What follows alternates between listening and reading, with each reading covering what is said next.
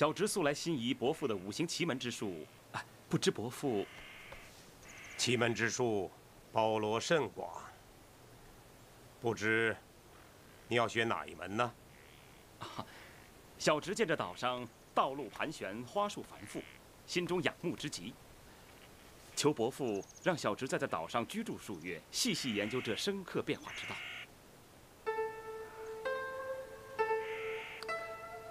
儿，你真是不知天高地厚。桃花岛花了你伯父半生的心血，这岛上的布置奥妙，外敌不敢入侵，全仗于此。怎么可能说告诉你就告诉你呢？这桃花岛就算是一座光秃秃的石山，哼，我看也未必有人伤得了我黄某人。哎呦，耀兄，小弟鲁莽失言，还望耀兄万勿见怪。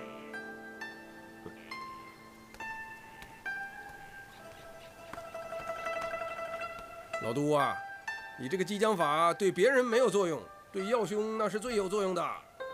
哼，在下对七兄用的是点将法，改天我们一定要再战。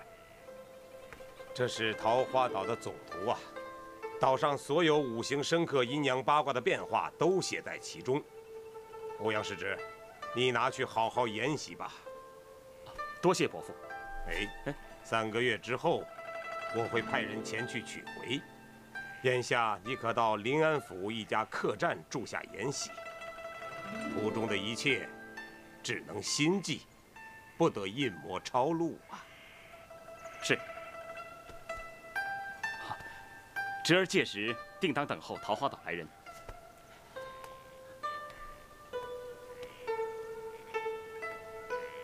欧阳伯伯，这是您的必读之宝，侄女不敢拜礼。靖哥哥，我们走。哦。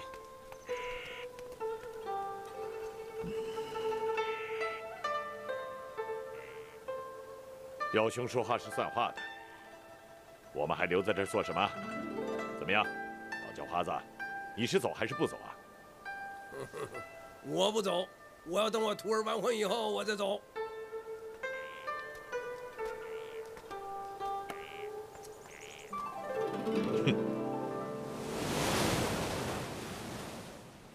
明年岁末，又是华山论剑之期，耀兄你好生养气力，咱们再大战一场，如何？啊？武功天下第一的名号，我看你也不必枉费心力的来争了，已经有主了。有主了？哈哈，莫非风兄练就了一手举世无双的绝招？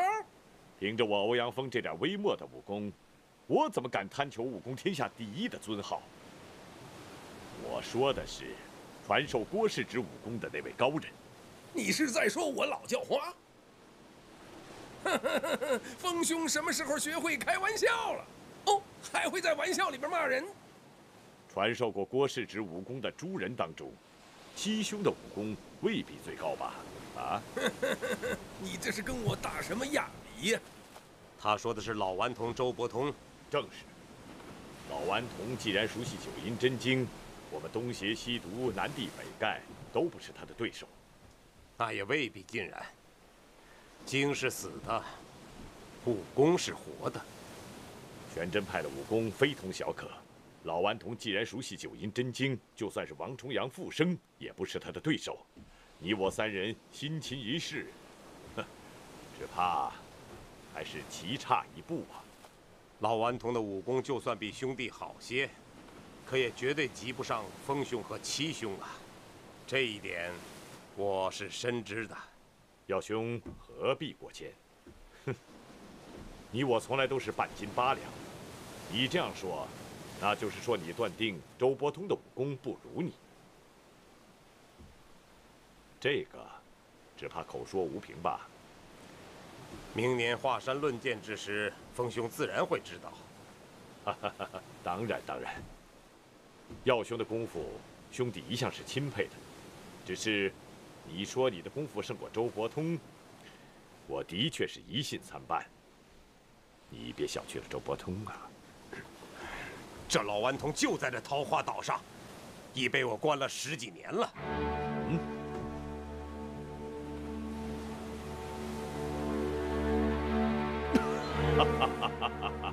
你竟跟你的女婿合起来骗我们，嘿，真是太好玩了。我平生最受不得激将，冯兄今日一而再，再而三得罪。我只是怕耀兄的功夫不如周伯通啊。各位随我来。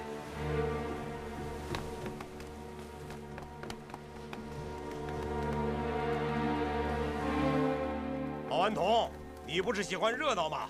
我带熟人看你来了。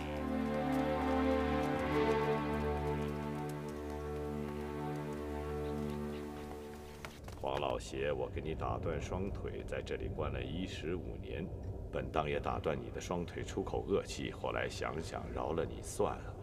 奉上大粪成堆，臭尿数罐，这是什么呀？叔父小心！爹，这一定是周大哥干的。这个可恶的老顽童！千万不可扯下树叶，会有臭尿留下。黄老邪屎尿加身，桃花岛主洪福齐天，老顽童周伯通，还有独孤求败。独孤求败是谁呀？哎，你看这块石头吧，这是生生用手指头摁进去的，这可不是一般的功夫啊。这个周伯通没有这么深厚的功力呀。难道是九阴真经的功夫？又或是独孤求败所为？独孤求败。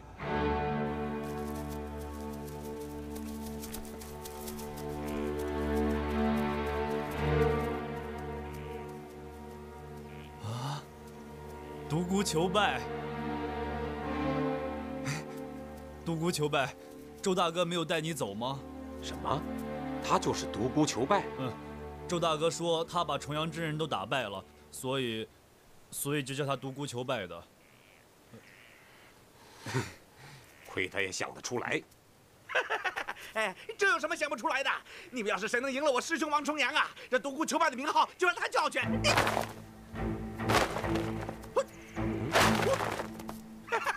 哎，要不100年之后，你们跟我的独孤求败比武，要是赢了，独孤求败的名号也就让给他，我和我的小乌龟一块叫他祖师爷。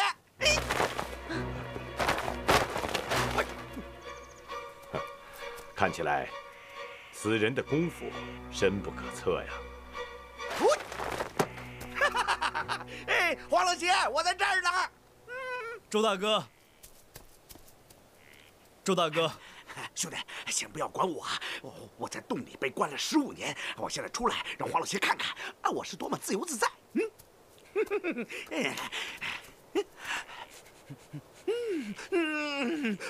好臭，好臭啊！哎，黄老邪，哎，我们两个两清了。什么两清了？那当年你打断我的腿，在洞里关了我15年，如今呢，我弄了你2脚屎，一身尿，两清了，两清了。这就两清了？哎，当然两清了。如果你今天就踩到屎，没理你一身尿，那以后我肯定尿你一身尿，这叫亲兄弟明算账。老顽童，恭喜你练成九阴真经。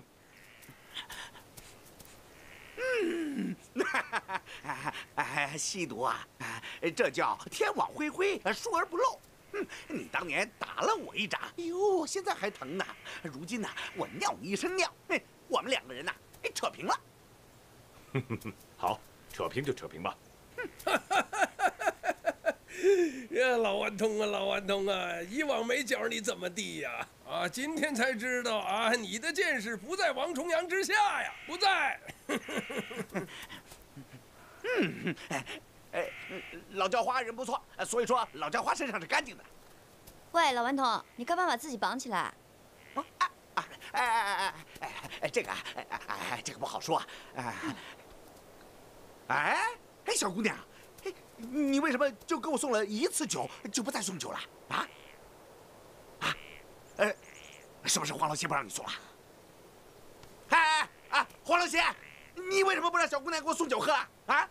让我和独孤求败天天吃你那个破烂饭。老顽童啊，九阴真经你也练了，留着也无用，把它还给我吧。给你？为什么？又不是你的。哼！我黄某15年前曾经说过，先妻因你的九阴真经而死，我黄某发过誓，要焚烧九阴真经，以祭先妻。我黄某绝不向九阴真经看上一眼。我来想一想，想一想。可是，我已经把这个给谁了？把经文，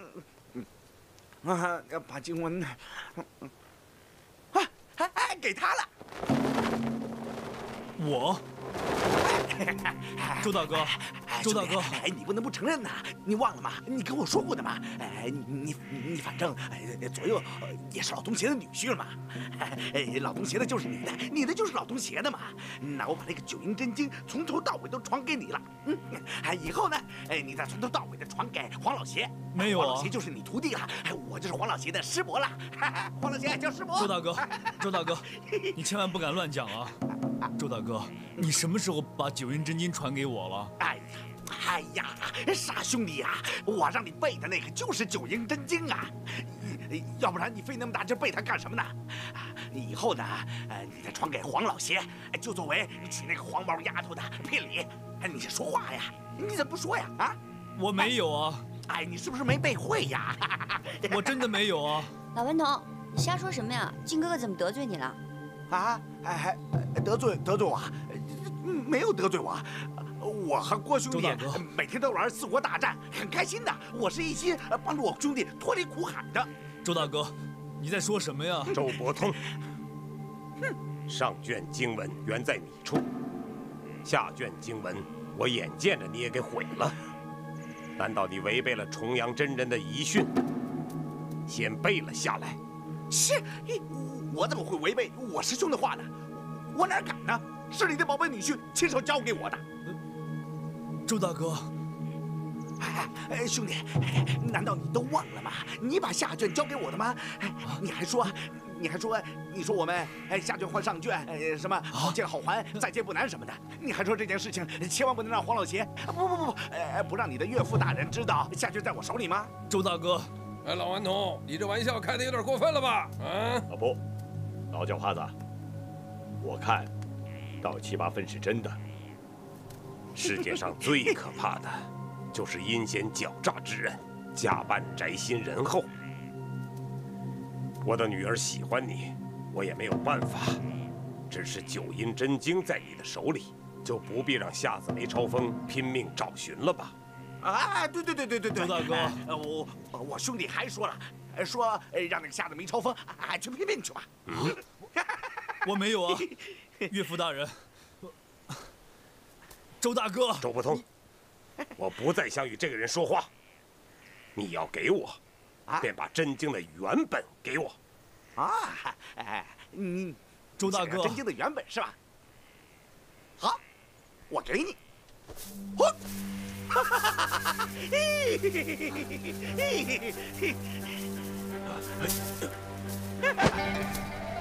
你腿上1号功夫大进，我可又要对不住你了。快把手上的绳子绷断，我要见识见识你九阴真经的功夫。不可以的，这个绳子说什么也不能崩断的。我来替你弄断。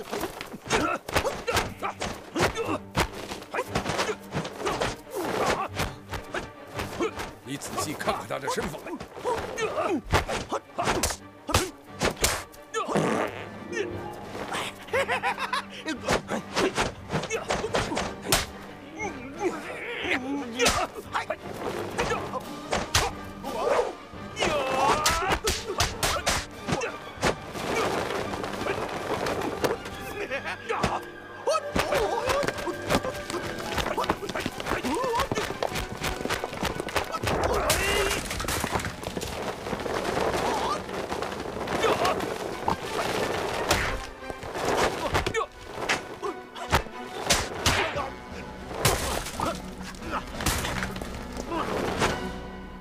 周大哥，你没事吧？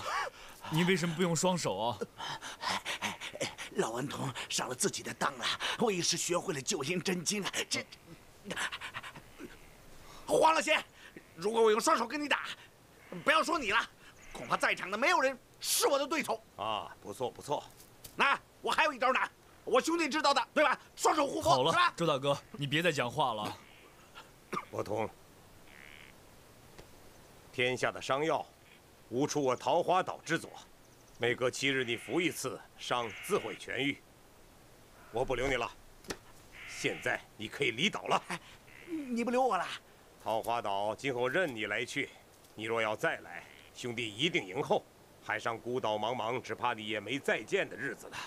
这些年谢你相陪解闷儿，黄某实在是感激不尽呐。黄老邪，我们在桃花岛住的不错呀，你也不进洞来，我可以出洞大小便。哎，我们拜把子做兄弟好不好啊？老顽童，周大哥，你别再讲了，快吃药吧。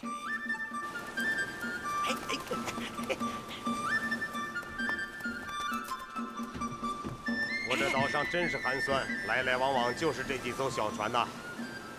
哎呀，这花不溜丢的船真好看呐！黄老邪，这花不溜丢的大船就是你的。啊，是啊。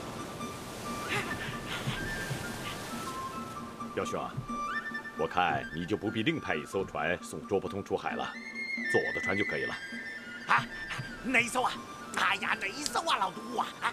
我的船上也有很多好玩的东西。啊，真的？哎，你没骗我？嗯，你看，就在那儿。哎呀，真漂亮啊！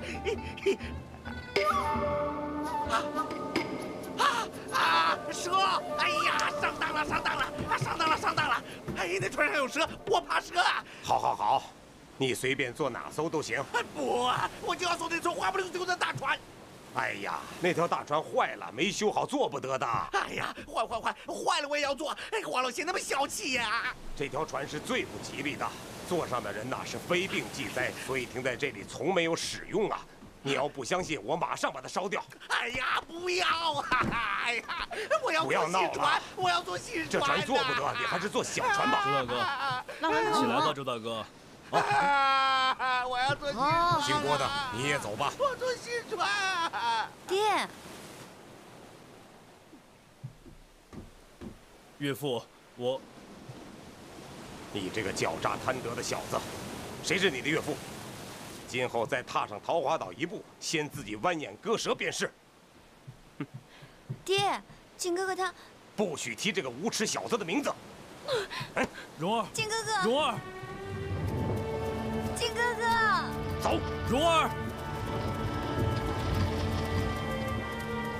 蓉儿，靖哥哥，靖哥哥。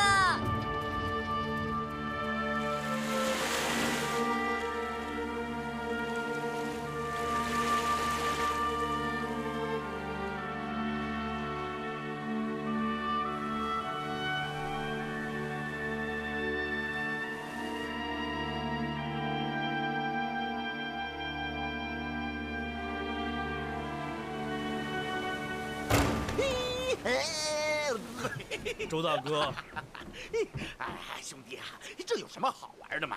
哎，有好玩的时候，女人从来都不在你身边的，这有什么意思啊？无非就是他让你摸摸他的穴道，你让他摸摸你的穴道。再不然就是搞一个什么周易八卦呀，弄得你晕头转向的。再来做一些什么诗啊，什么4张鸡啊，8张鸡啊，哎呀，烦死了！啊，几位，耀兄的大船已经指望不上了，啊，怎么样？要不要坐我的小船将就一下啊？哎，不要！我也不想去。那好吧，告辞了。告辞了。这个黄老邪要是翻脸的，什么事都干得出来。我看我的徒儿不能在岛上久留了，老叫花也不能在岛上吃桃花吧，也一并走了。你呢？我也要上船了。哎，你刚才还说怕蛇呢。哎，我不要坐那个船，我要坐那个花不溜丢的大船。那个大船是黄老邪留给自己用的。我就要坐那个船。你怎么做啊？你去抢吗？啊？黄老邪正在火上，我们自己没气儿去求他，硬抢是不成的。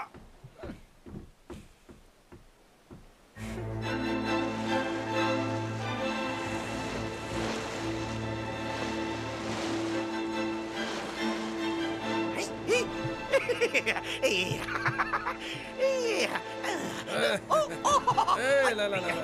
哎，你过来帮帮我，这个家伙就知道玩啊！爹，你听我说嘛，爹。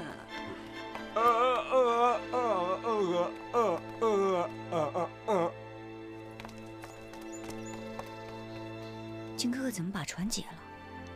他怎么会做这样的事儿？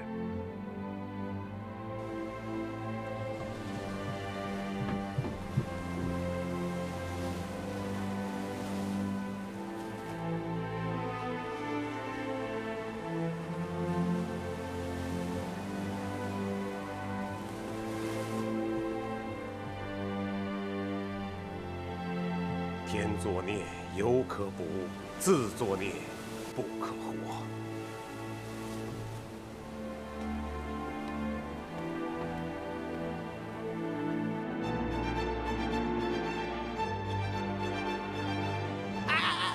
禀告大王，老都的船一直在后头跟着咱们呢。哎呀，由他去吧，你下来陪我喝酒好不好？我不喝。不，你把老都的蛇逼急了，窜下来咬你。我喝。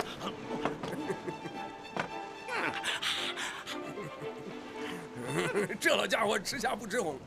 怎么了，静儿？你这个傻小子，太实在了。他不认你做女婿，你就不敢认他做岳父吗？啊？怎么不想想，做不做岳父由不得他？由不得他，由得谁啊？你说呢？我不知道。哦，蓉儿。这个傻小子。这样吧，师傅教你咱们要饭帮的，要饭诀门啊。如果你到人家去要饭，这家主人不给你，你就在他家门口3天3夜缠着他，看他给不给。好。不行，那家主人养了好多的狗，放狗咬你啊！这样为富不仁的人家，你晚上不偷他一把？偷？好啊。不行，那家主人养了好多的保镖啊！你去偷人家，抓住以后挖掉你的眼睛，打断你的腿，兄弟，打断腿可不好玩啊，一瘸的。看家护院怕什么的，是不是？我们要偷的不是金银财宝，我们要偷的是生着脚乱跑的蓉儿。对，你就跟他说，蓉儿，你过来。蓉儿就过来了。蓉儿，你走吧，他绝对不走。哦，不，我只让蓉儿来，我不让蓉儿走的。这傻小子。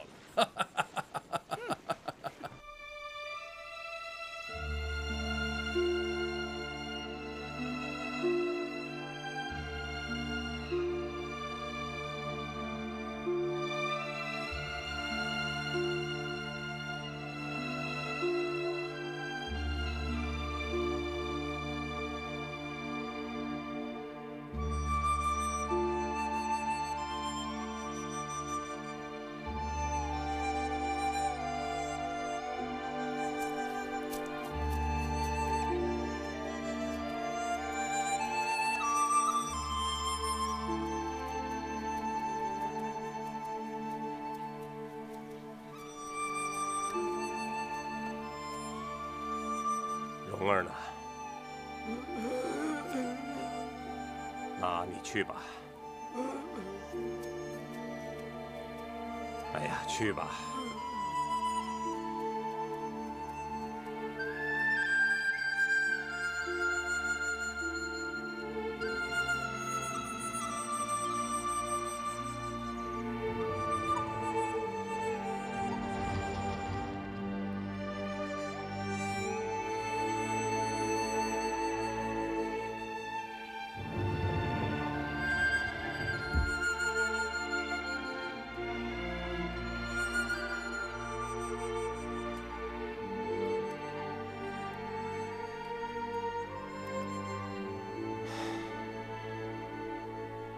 阿恒啊，咱们的蓉儿大了，不听话了，我呢，只好过来陪你。今儿我是看出来了，他是真想下海游走啊。我也想，你要走就走吧，我再也不留你了。可女儿看见我，却又回来了。我可能是真的老了，老得让女儿都能看出我的心事了。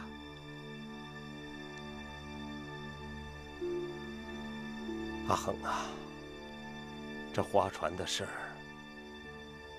我一直没敢跟你说。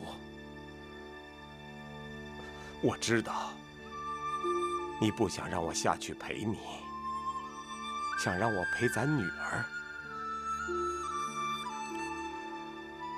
可是蓉儿大了，不用我陪了。我原本想在蓉儿出嫁之后了无心事，便和你一同乘着这条船去出海。在船沉没之时，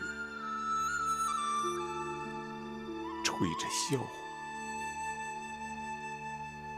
和你在海底相会。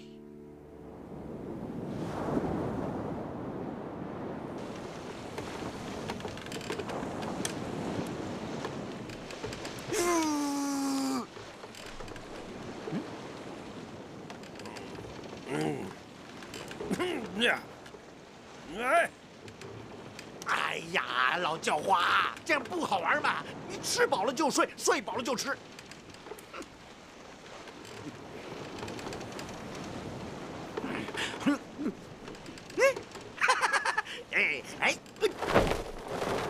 我，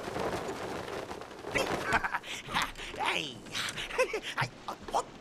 周大哥，你别闹了，你还是进舱去睡觉吧，我一个人在这儿就可以了。不，我不要到舱里去，我一进到里边就感觉要回到山洞里去了，我马上就吓出来。那，周大哥，要不你去找七公作伴吧？哼，这老叫花喜欢的就是吃饱了睡，睡饱了吃，我这辈子再也不要睡觉了。不睡觉是不行的。行啊，我准备练成一门奇功，只不睡觉的功夫。那以后老叫花睡觉呢，我就练功，再加上我的双手互搏，我准备和东邪西毒、南帝北丐他们来上一个5人大战。那一定会很有意思。好。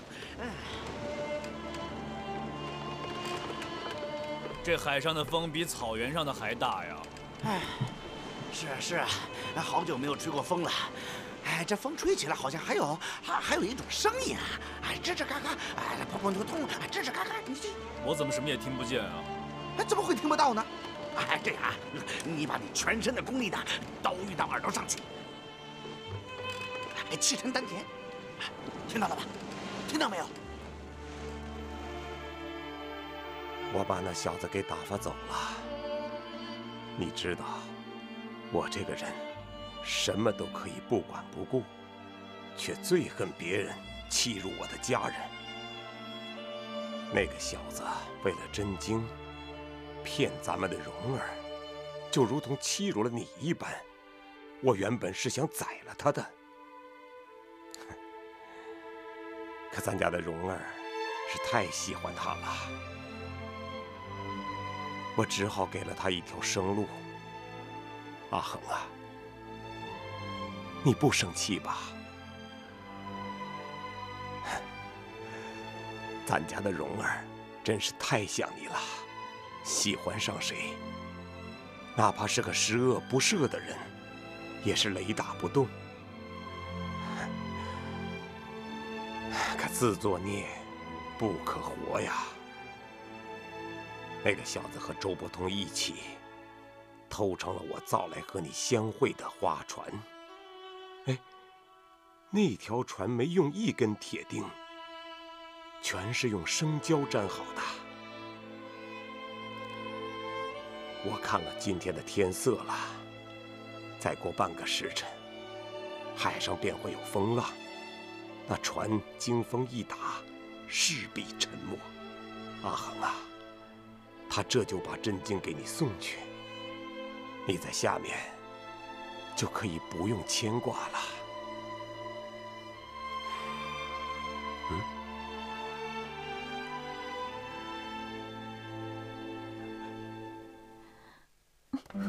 蓉儿，蓉儿！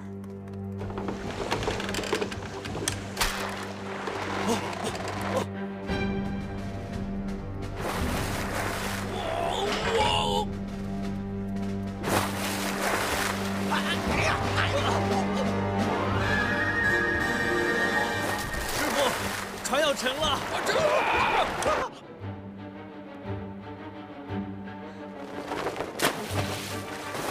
哎呀，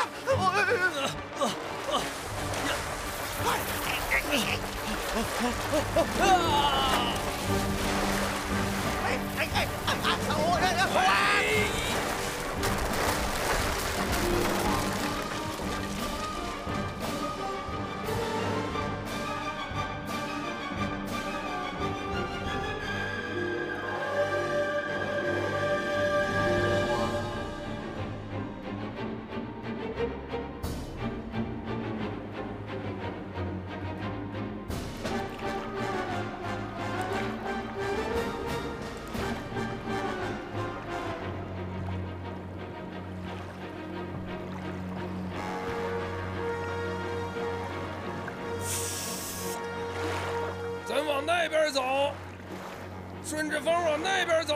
好。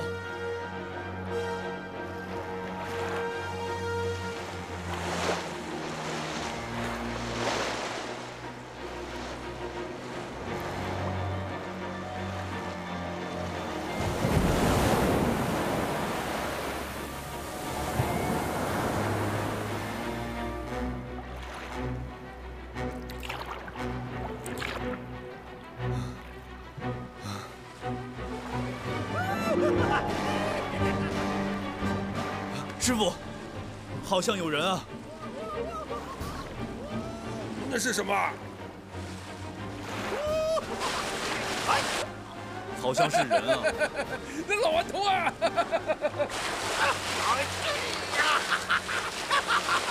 哎，老顽童啊！是周大哥。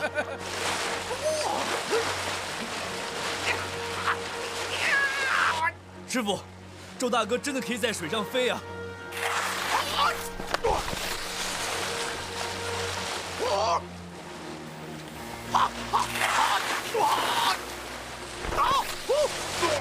真有他的，你看他的样。周大哥，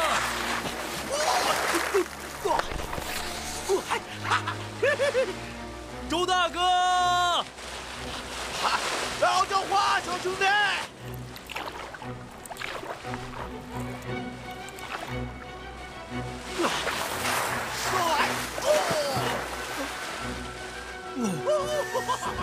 对呀，老东家大哥，啊，你在玩什么呢？老叫花，你成了落汤狗了！哎，咸汤跑老狗啊！啊，我说老东西，你再大喊大叫，我把你当了狗肉煮着吃了。哎，想吃我？你先把狗肉汤喝了吧！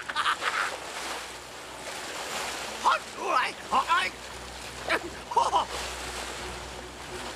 啊，老叫花，鲨鱼来了！鲨鱼！啊，这鲨鱼不怕咸，你这咸汤跑老狗，怕是要粉身碎骨了吧？鲨鱼来了！鲨鱼来了！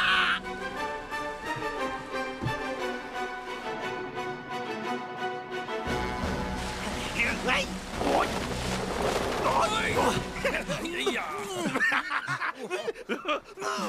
周大哥，你别闹了！落汤鸡呀！鲨鱼很多的，你们要粉身碎骨的。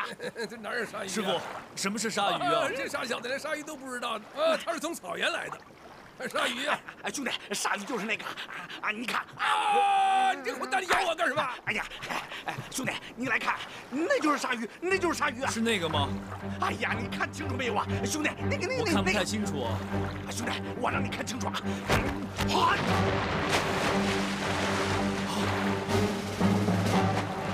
师傅，比马还大呀！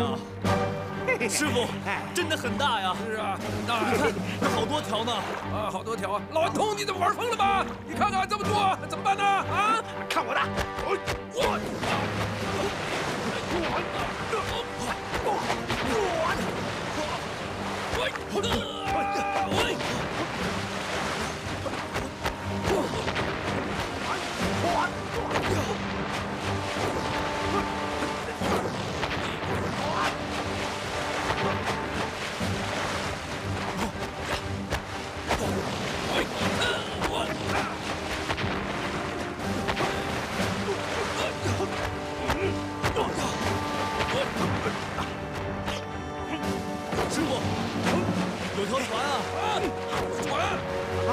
哪儿啊？那儿。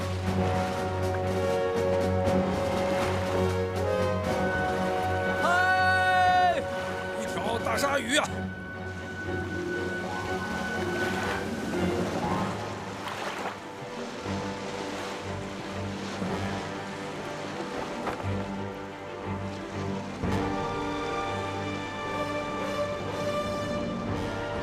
哎，放绳子！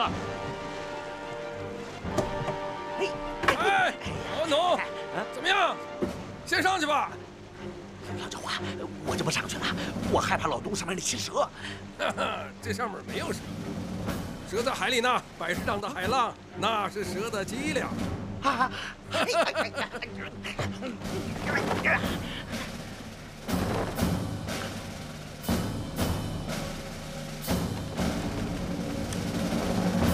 啊，老毒，是你救了我们的命啊！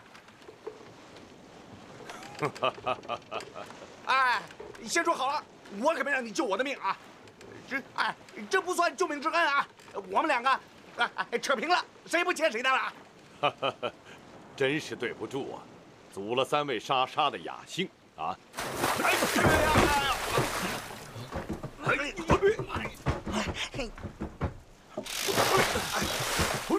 刚才你们想吃我，现在该我吃你们了吧？这不是要吃的。小侄想了个办法，给洪伯父你报仇啊！哎，报什么仇啊？难道你钻到鱼肚子里，把那个肠子肚子都掏出来吗？这样死，也让他死得太痛快了。把鱼钩拔出来，撑开嘴抛回海里面，这样才算报了仇。叫他10天8天吃不到东西。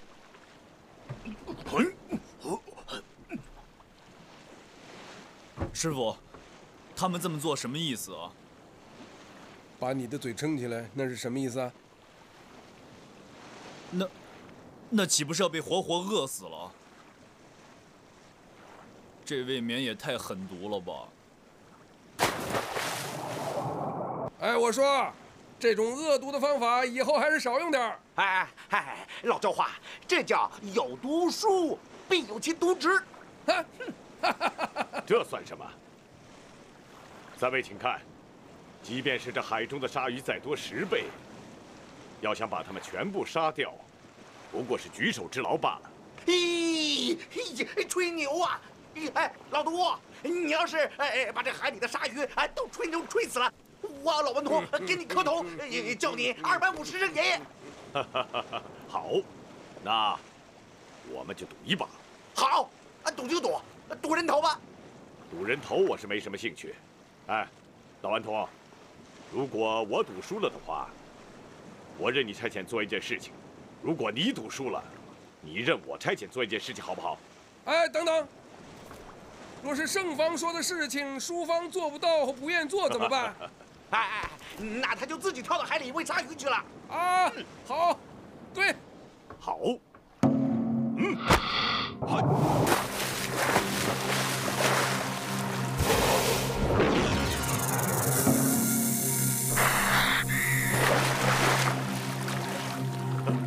呀！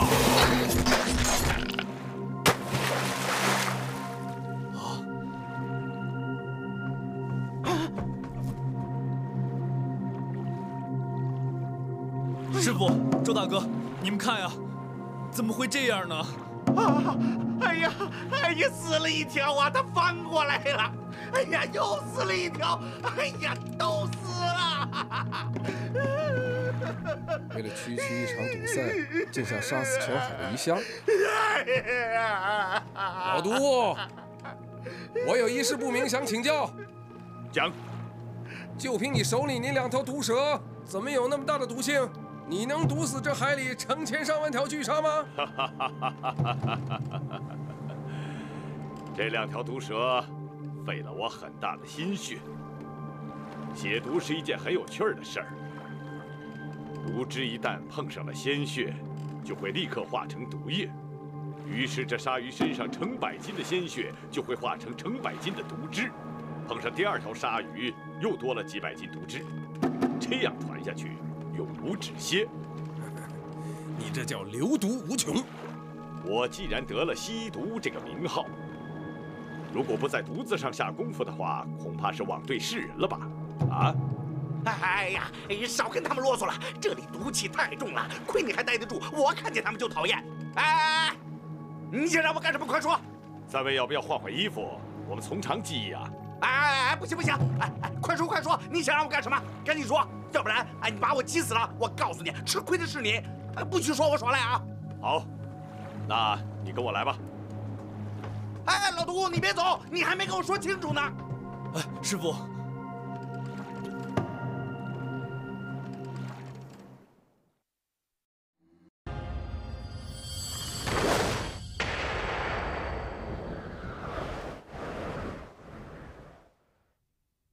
三位要不要换换衣服？我们从长计议啊！哎，不行不行！快说快说！你想让我干什么？赶紧说，要不然你把我急死了！我告诉你，吃亏的是你！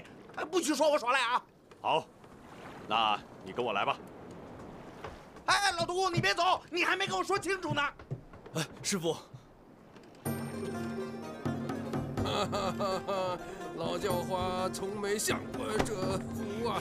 来吧。来，我帮你。我自己来可以了，多谢了。我帮你。不用了，真的不用了。来，周老爷子请姑爷上去。多谢，多谢了。周老爷子请姑爷在此等候。好。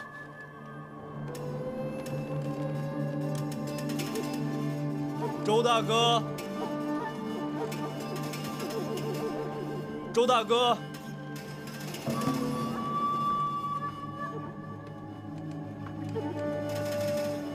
周大哥，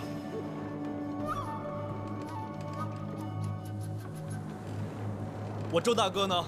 老顽童跟我打赌打输了，我让他把九阴真经给我默写出来，他说话不算数。那他人呢？他不是说过，我说的事儿他若办不到，他就跳到大海里喂鲨鱼。总算还是个响当当的人物，这句话倒是没赖。周大哥，周大哥，他不写，你写，知道真经全文的就剩你一个人了。傻小子，经文就在你的心里，你把经文写出来，对你丝毫无损。我只要经文，不要你的命。可是你害了我义兄周大哥。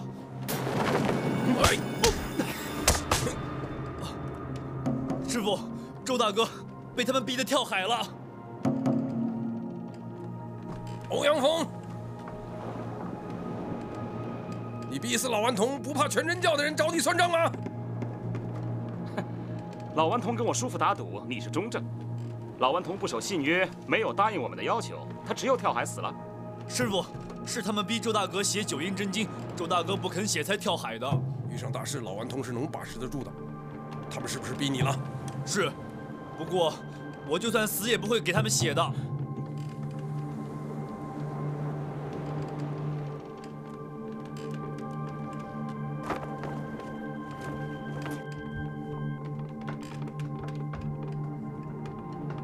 叔叔，那傻小子还是不肯写经。没关系，再等一晚上，明天我给他们点厉害尝尝。是。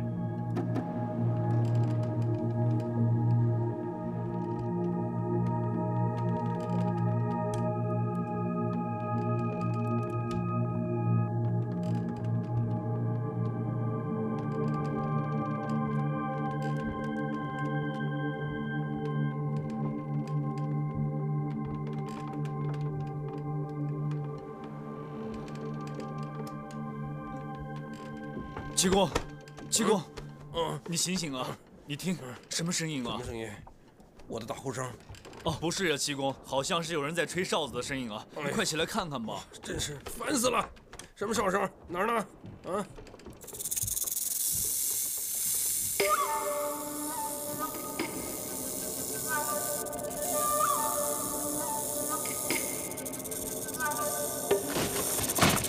好，接着上去。好，喂，人。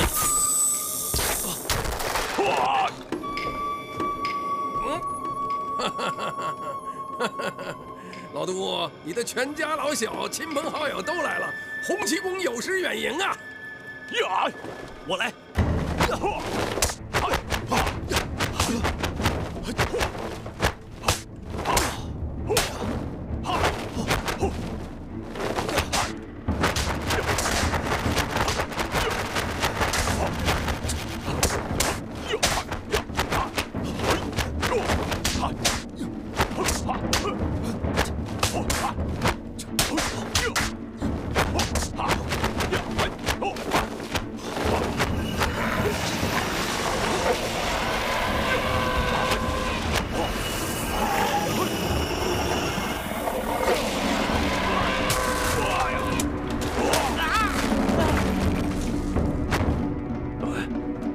如此古怪，到底谁教你的？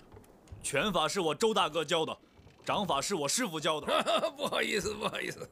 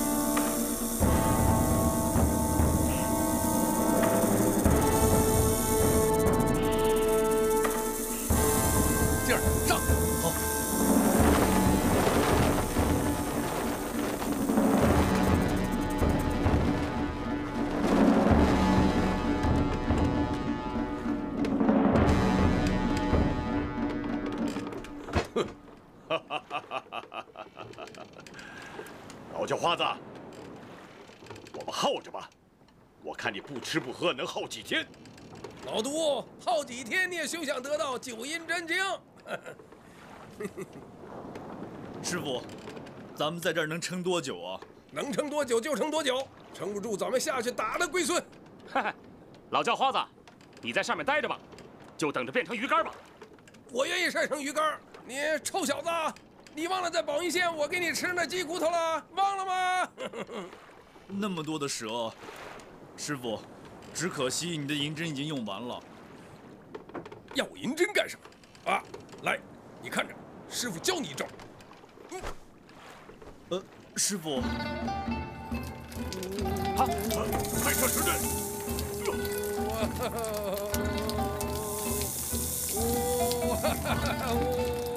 师傅，师傅，你的尿好厉害啊！我尿厉害不如你童子尿厉害呀！快点啊！哦，好。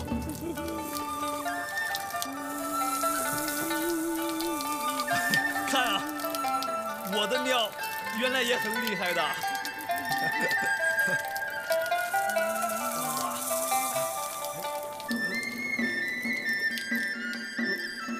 静儿，别愣着，快尿啊！这等美景，你平时你哪能看得到啊？师傅，静儿已经尽力了，要不等等吧。我们的尿没淋到老督，也淋到小督，还淋到这些不老不小的中督，了不起了不起呀！周大哥要在这儿就好玩了。是啊，他这一泡尿不但能淋到老督，还能淋到黄老邪，啊，咱们师徒俩就没这本事喽。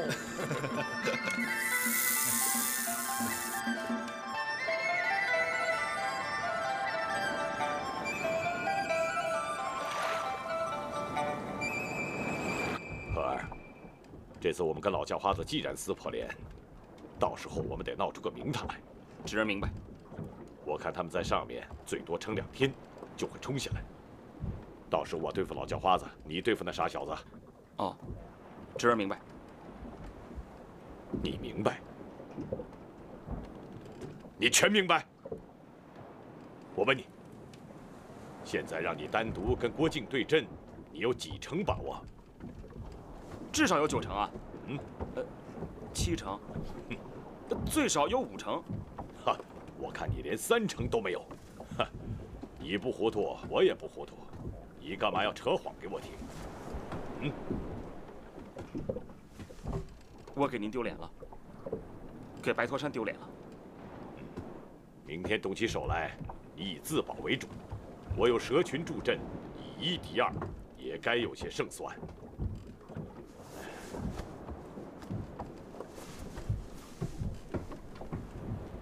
叔叔，我是不是让你很失望？我也不知道。本来这次进中原，我真是豪气万丈，以为所到之处，真是我们叔侄俩的天下。您说过，这江湖无人。黄老邪的6大徒弟，不是残废就是死鬼。段皇爷门下的渔樵耕读，不过是装点门面的4条走狗。全真派的人，资质平庸，眼界又低，离了北斗七星阵，全是废物。丐帮的9代长老，哼，不过是窝里斗的高手罢了。叔叔所言一针见血。东邪西毒南帝北丐中神通，这些人的传人，我看也就你还不错。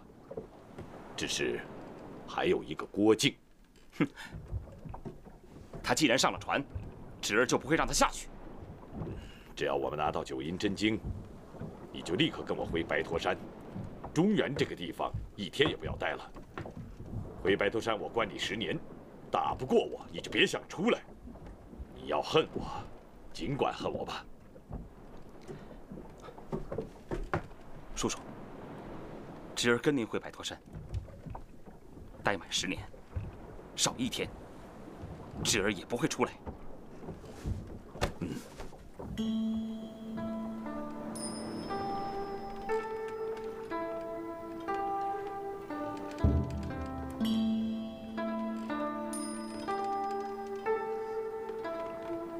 师傅，徒儿没出息啊。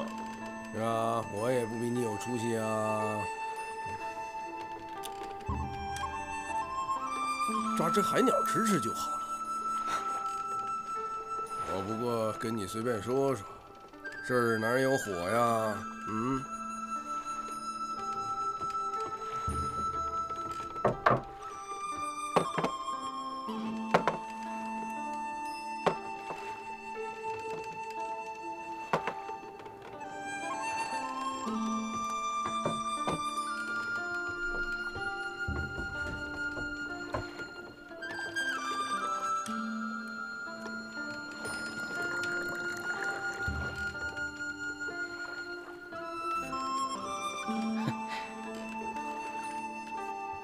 哎呀，好酒啊！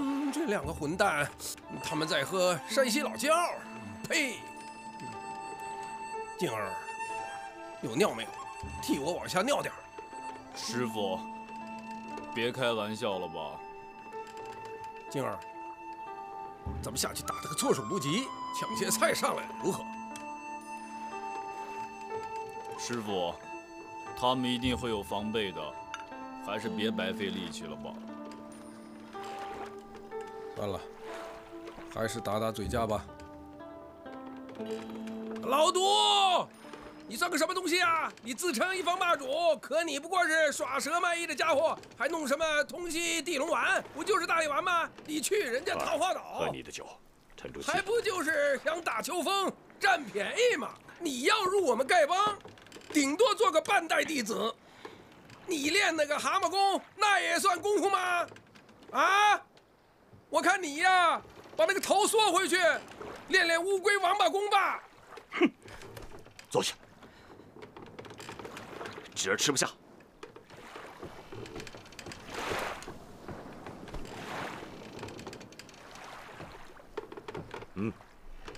将酒菜当着他们的面倒到海里去。是。哎！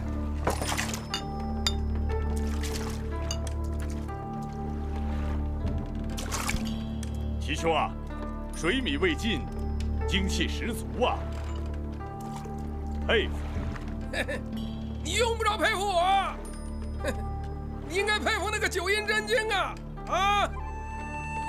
我们现在是叫花子捡了宝，睡觉，我都在练功啊！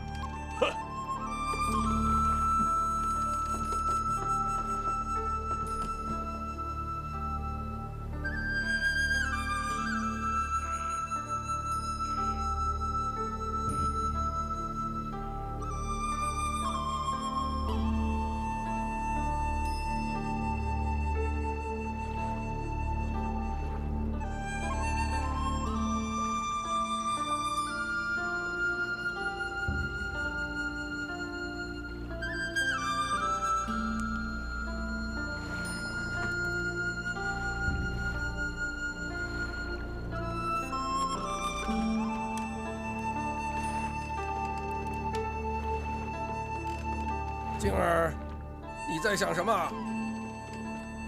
我在想蓉儿，也不知道她现在在桃花岛上怎么样了，是不是又跟她爹吵架了？师傅，你在想什么呢？我也在想那个小混蛋。啊？你也在想他呀？啊，那个小混蛋要在这儿的话，他能帮我出主意，对付那老毒物，咱们就可以顺顺利利的吃上这桌席了。眼下只有干瞪眼啊！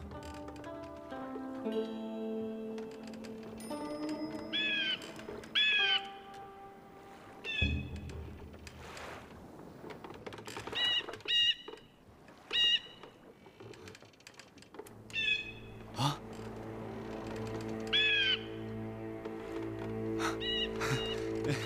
师傅，是蓉儿出来找我们了。啊！哈哈哈呀，这雕太小了，这驮不动咱们师徒俩。这样吧，让他把蓉儿找来，然后咱们再做计较。是蓉儿让你来的吗？七公。不过，只可惜你不会说话呀。哎，有了。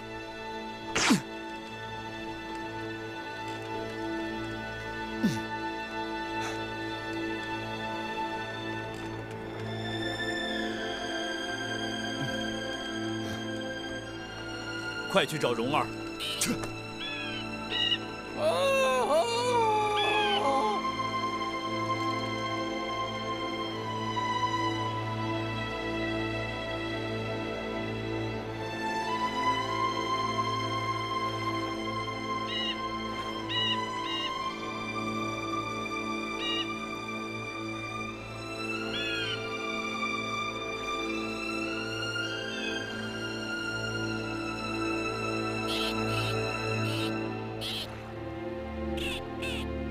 他们在哪儿？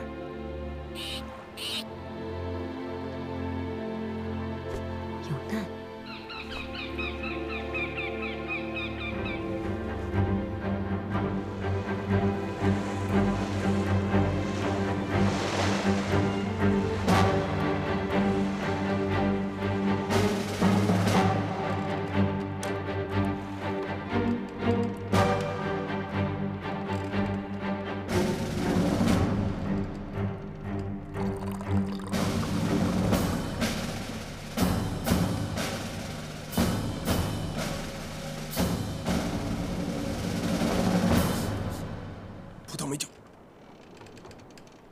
这酒肉大战又开始了。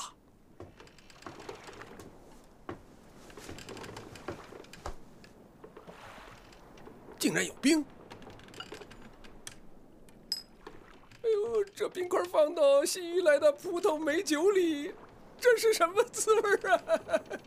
老叫花从没试过的东西，老毒竟然有的喝！老天哪，这是何其不公啊！师傅，你就别看了吧。哦，我不看了，再看我是狗娘养的。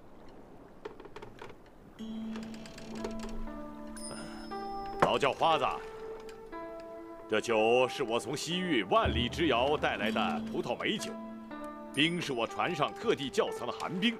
哈哈哈哈哈！你不想尝尝这酒是什么滋味吗？哎呀，这怎生是好啊！这再不下去，冰块可要化了。不管真经假经，咱们对付一个再说吧。师傅，你别想了。哎，老杜，你别喝，那是我的酒啊，我的！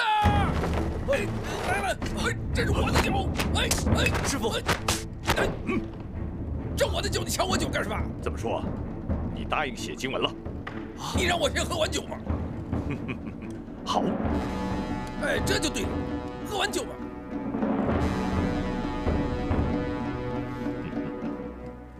师傅，师傅，那个金……先别说，先别说，来，咱们坐下，先吃点儿。来，哎，师傅，小心酒菜里有毒的。哎呦，这个傻小子，他让你写经文，怎么会在菜里下毒呢？啊，先吃，先吃。好，吃完了的话，师傅给你出条妙计。什么妙计啊？老毒不是让你写个什么九阴真经吗？你就给他写个九阴假经。九阴假……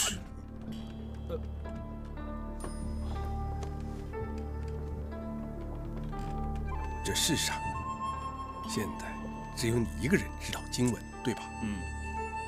所以这顺顺逆逆呀，增增减减呐，大家都不知道啊，这随你编。你比如说手心朝天，你写个手心朝地；你比如说脚踏实地，你写个手踏实地；气沉丹田，你写个气凝胸口。就连师傅也不知道你是对是错，然后把这假经文给老毒去练，非把老毒练成个老蛤蟆不行。师傅，可是这些气行运转的事情是差不得半点分寸的。如果老毒照着这个假经去练的话，我怕对他的身体会有伤害的。你这傻小子，老毒身上伤害点，怕什么的？他的武功会减7、8分，这对世上是一件大好事啊！哎，师傅，我还担心，如果我胡写八写的话，万一被他识破了怎么办啊？这说的倒像句话。所以你写的时候要似是而非啊，遇到不要紧的地方你要说真话，说真话。那要紧的地方遇到秘诀你就增增减减。比如说经上是让你吐纳8次，你就写吐纳6次，80次。即便那老毒再金贵，他也分辨不出这是真是假。所以我现在就是7天7夜，我不吃不喝。哎，师傅，不吃不喝。你不是不吃不喝吗？不吃不喝，我也要看着老毒练那个假真经的模样。好。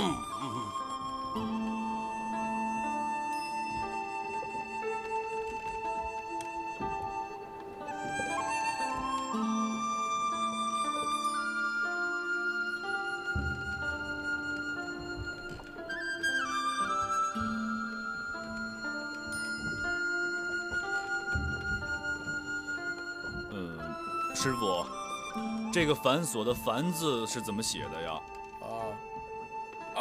哎呀，那么难的字，你去找蓉儿好了，我是绝技不会的呀。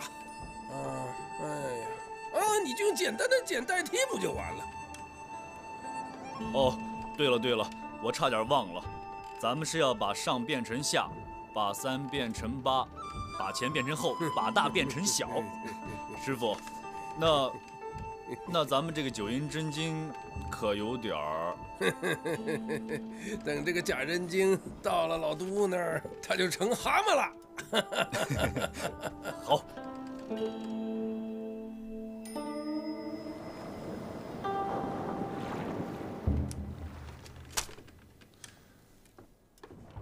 老毒，一本真经争夺了20年，争得你我鬓发洁白呀。老毒，这真经真那么好吗？哼，洪师伯此言错矣。家叔武功已至化境，根本不需要九阴真经。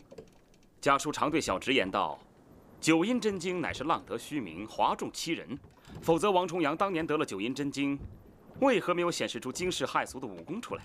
家叔要指出经中虚妄浮夸之处，以警醒天下武林人士。这岂不是造福武林的一件盛举吗？”你小子带一头诗、吹牛皮的功夫，可不是老毒所长啊！哼，叔叔，你我都瞧破了金钱权势，便说金钱权势有什么好？我瞧破了英雄侠义，便问你为侠为义有什么好？因此你没有把真经放在眼里，也并不见得你就高明。都没什么好，也没什么坏，只是各有所求罢了。哈哈哈哈哈哈！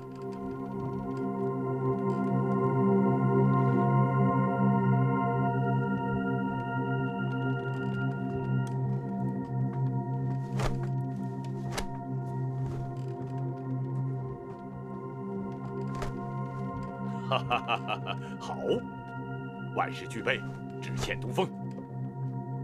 哎，你有什么心事啊？叔叔，这庞的不打紧，只是我的……只是那些姬妾，对吗？你也不想想，带着他们，老叫花子会不发觉吗？你平日怜香惜玉，我现在让你亲手杀了他们，你一定是心疼了。我不是跟你说过吗？让你在脂粉堆里学的是世情爱如云烟，不是婆婆妈妈的。叔叔，侄儿想的时候就知道错了，侄儿会走上正道的。好了，快点准备吧。哎，老叫花呀，老叫花，我是从来不打无准备之仗。你一定希望我现在赶紧冲到你的屋里，跟你好好打一架。你错了，哼！闭关20年，哼，我什么也没变，只知道我变得越来越狠了。等到这满船的人轰的一声都炸了以后，你就知道我给你准备的这份礼物还不错吧？哈哈哈哈哈哈哈！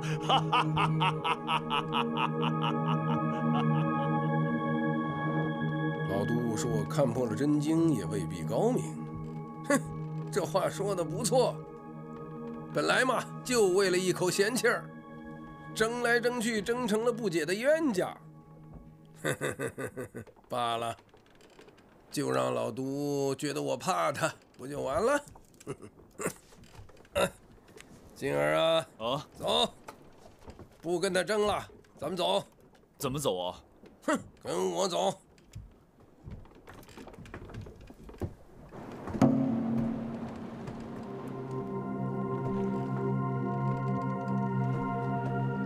济公，济公！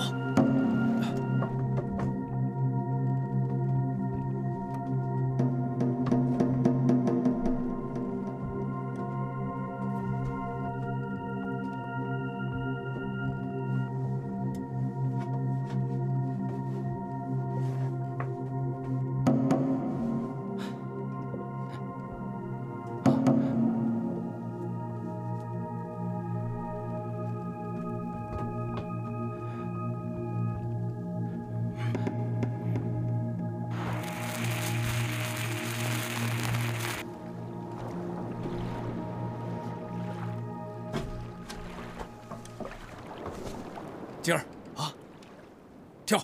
好。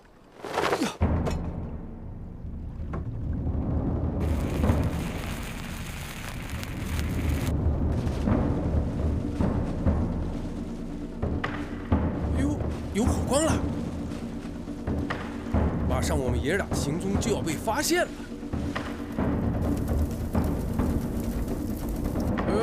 火光越来越大。老杜也出来了。老叫花子，你要真是条汉子，就回来跟我们叔侄大战300回合。你这个老东西怎么一身孩子气呀？打打打，却有什么好打的啊？我老叫花心胸开阔。失火了，大家快来救火！快救火！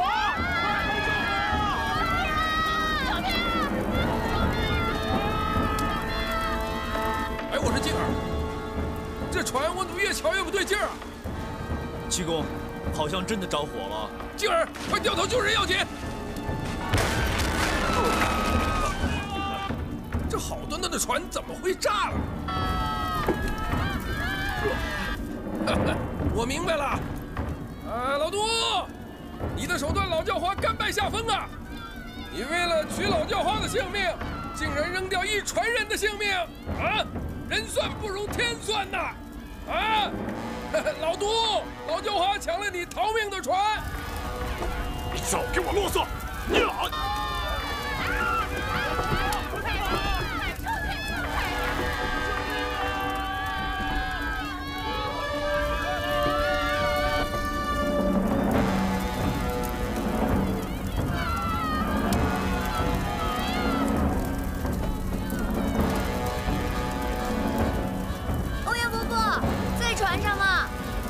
师傅，靖哥哥，他来的正好。嘿。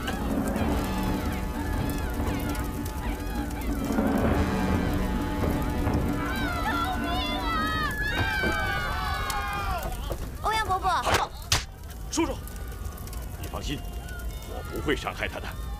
我们叔侄俩的命还在他手里呢。老叫花子，你还要不要你的徒弟了？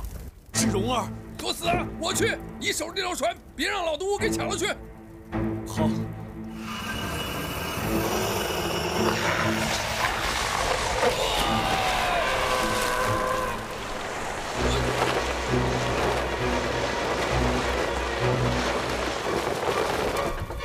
老叫花子，这回我们扯平了。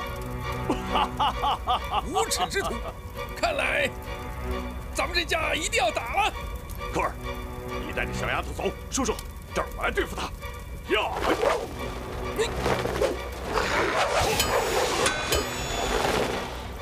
快把船靠过来，听见没有？蓉儿，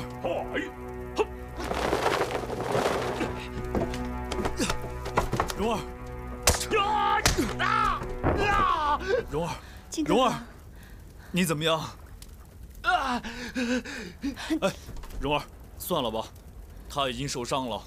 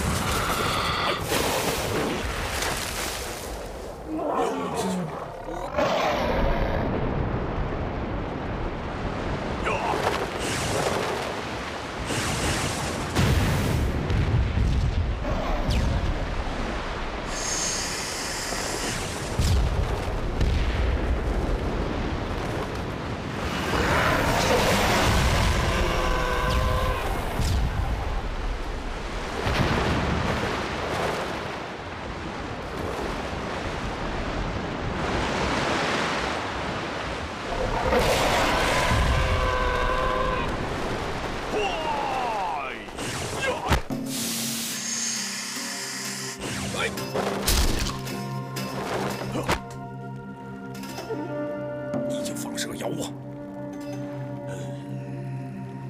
快救师傅！好。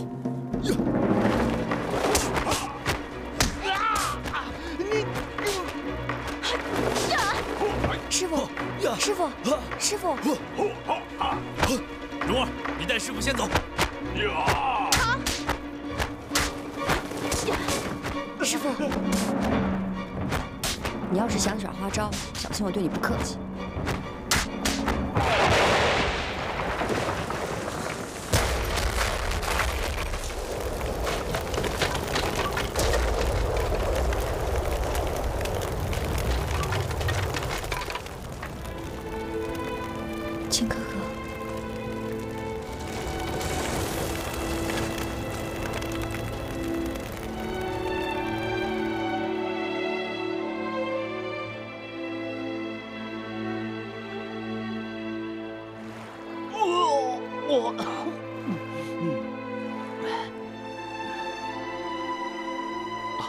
黄姑娘，你醒了，这浪好大。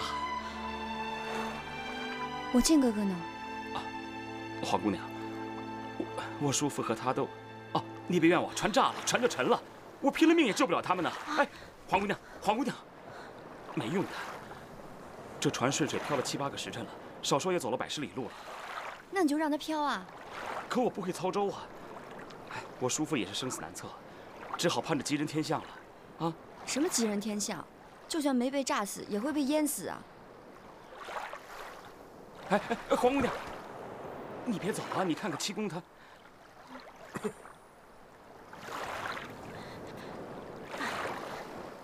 师傅，黄姑娘，那我们先找个地方靠岸，然后再找我靖哥哥。哦，哎，正是，我也得回去找我叔父啊。你找你的叔父，我找我的靖哥哥。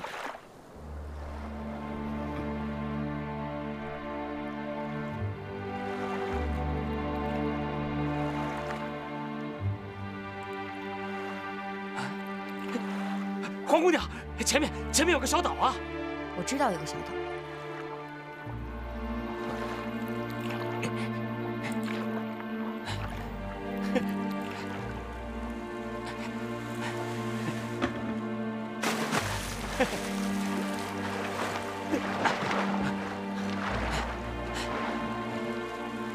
黄姑娘，黄姑娘，上岸吧，快！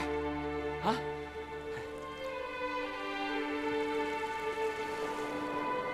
帮忙，师傅，师傅，我们上岸了，帮忙啊！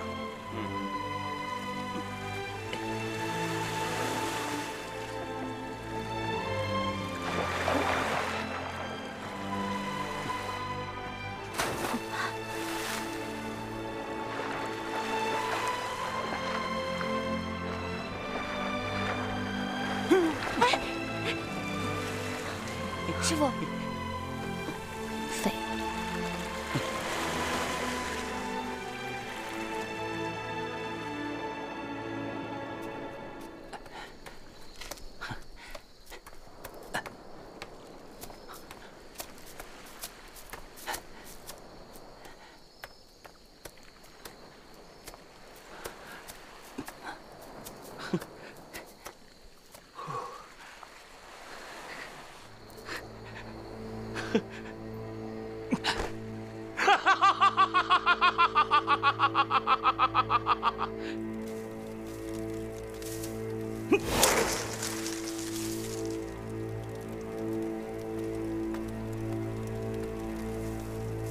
我刚才出去看过，这里是荒岛，一个人都没有。荒岛就荒岛，有什么好笑？喂，你去把小船拖上来。好，方才拖上来了。那你能不能去弄点吃的呢？喏，兵马未动，粮草先行，小的早就准备停当了。那你滚出去吧。哎，我在旁边又不碍你事，你这么凶干嘛？你到底是滚还是不滚？你放心，我在旁边安静睡觉就是了，滚倒不必了。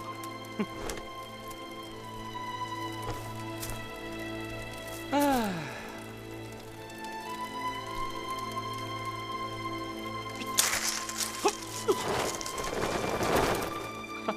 妹子，你越这样我越喜欢。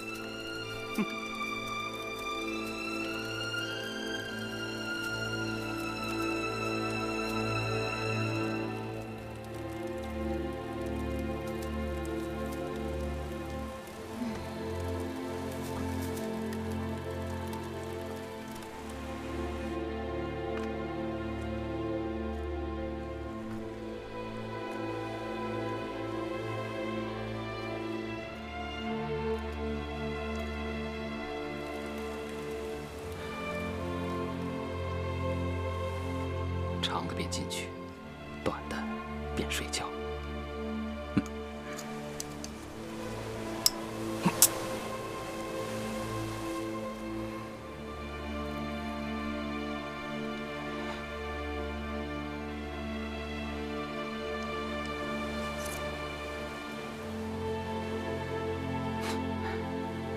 进去就是了，还抓什么阄啊？哼！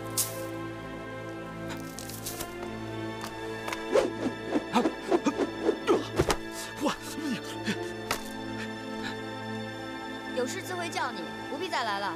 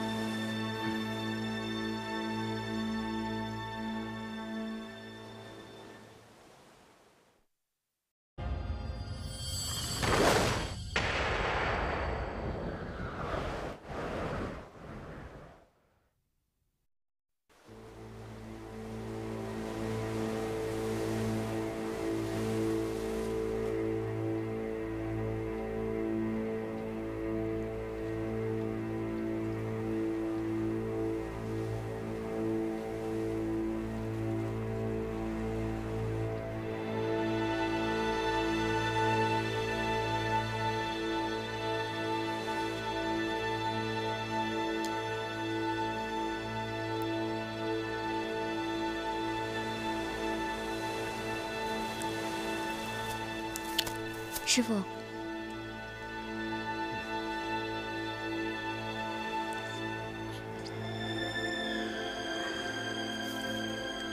文言，要是靖哥哥在就好了。师傅，靖哥哥不会死吧？扶我起来。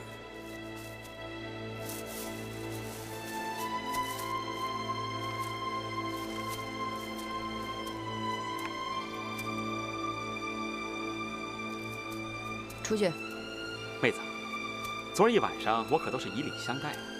快出去！运功疗伤吗？我来护法。这可不是好办法，咱们得商量商量，在这荒岛上如何过活。今后的日子还长着呢。这是个荒岛。师傅，你只管运功，不用理他。你。跟我出来，我们出去说。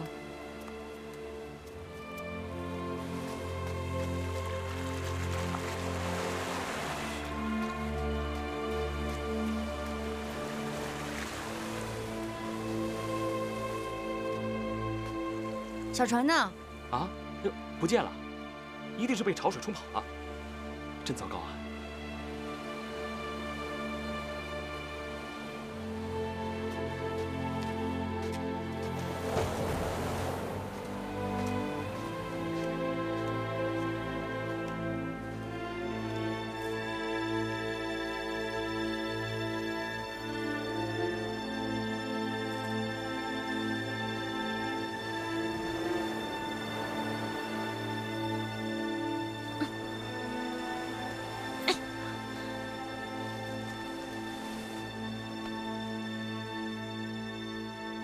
尽管扔好了，反正这儿很多的。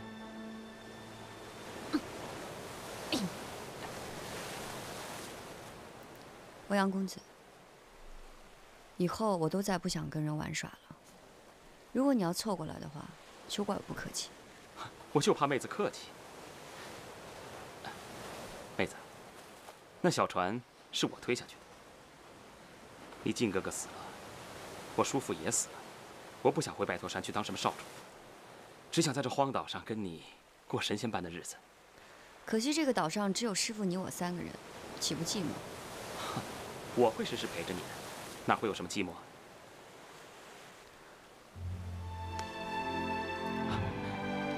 听说穆念慈姐姐的贞操是让你给夺走的，有这么回事吗？哼，那姓穆的女子不肯从我不识抬举，你看我欧阳克像这种强人所难的人吗？那么说，别人是冤枉你了？若能跟妹子成为夫妻，我就陪你回去问个明白，以后再不做那些无聊的事儿了。欧阳伯伯，你不能这样！我怎么不能这样？我刚才已经说过了，你要是敢靠近我，我就对你不客气。这次就算了，我不想再有下一次，听见了？嗯。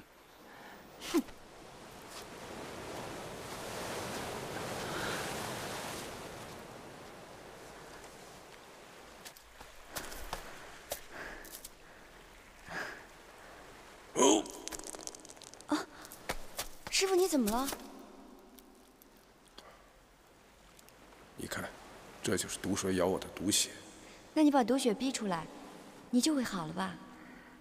傻丫头，老毒那帐上的毒蛇毒性是很大的，它咬了师傅一口，师傅聚集全部功力，才把毒血逼出来，师傅的性命保住了。只不过现在成了毫无内力的糟老头子了。师傅不会的，我还等您养好伤，出去教训那个坏小子呢。都什么时候了，还不达官之命，还要师傅自讨没趣？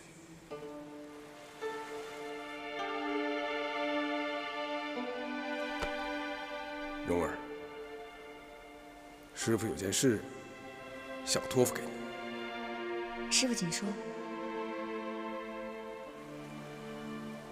这事有点儿……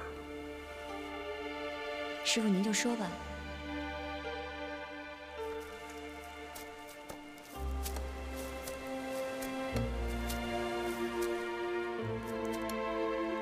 蓉儿，在师傅身后跪下。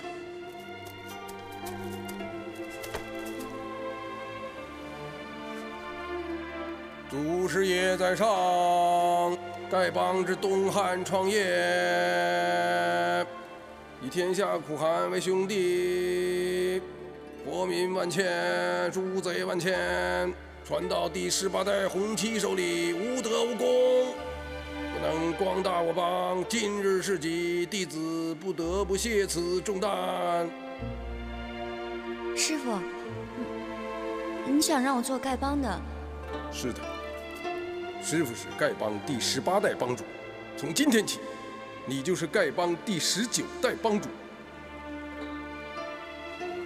祖师爷在天有灵，请保佑这小女子逢凶化吉，屡险如夷，为天下受苦受难的弟兄造福。徒儿，接吧。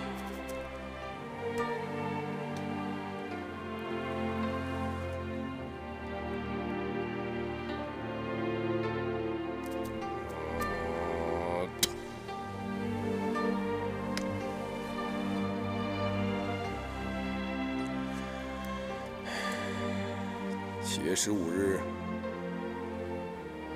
丐帮4大长老以及各路首领汇聚洞庭湖岳阳城。你拿此棒去见他们，他们一见此棒，就明白了我的意思。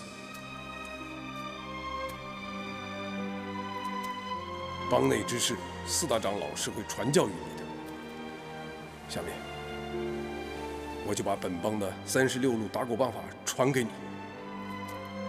36路打狗棒法是我帮开帮祖师爷所创，历来是前任帮主传后任帮主，绝不传第2人。数百年来，我帮每逢危急关头，帮主往往便仗着打狗棒法除奸杀敌，震慑群邪。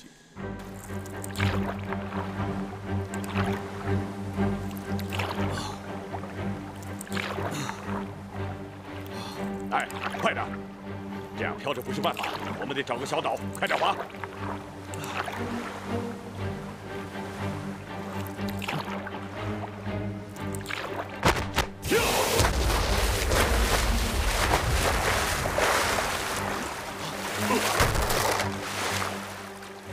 哈哈哈哈！哎，拿把刀来！哦，好。呀！哈哈哈哈！好，想不到离开中原多年，竟在这海上吃着腥腥的鲨鱼肉。来吧，给你。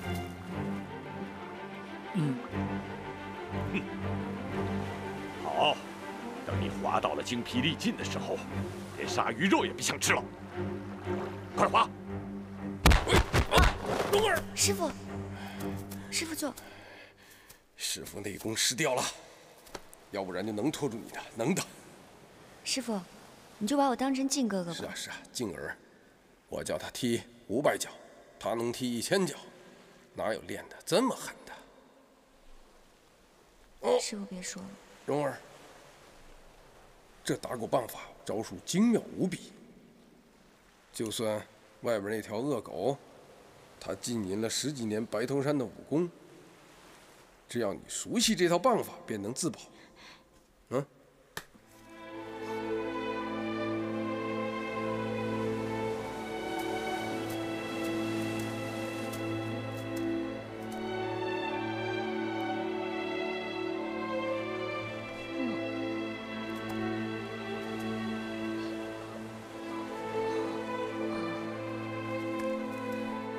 你来干什么？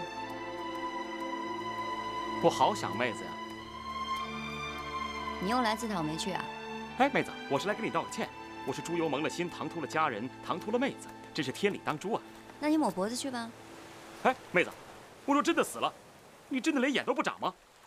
你到底想干什么？既然妹子对我如此无情，我活着也是了无生趣。我打算与那老叫花子拼了。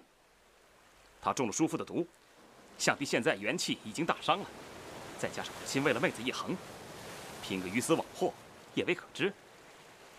好，我让师傅来揍你。哎，那老叫花的腿还灵光吗？要不要我背他出来啊？如果你不怕他呢，就到洞口去大声的叫，说欧阳克不怕洪七公。哎，那倒不必，在这儿说倒无妨。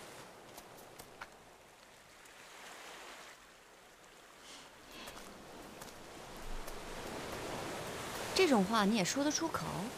在下一生看破风流，现在才知道什么叫做情根深重，还有什么说不出口的呀？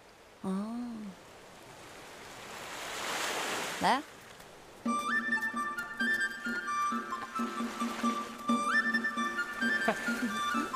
妹子，你老这样玩，不觉得太孩子气了吗？你要是不想玩，就别跟过来。来啊！哎，黄姑娘，等等我！我来了。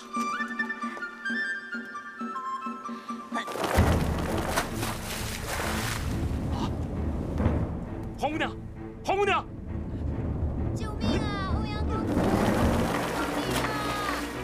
救命啊！我不会水呀！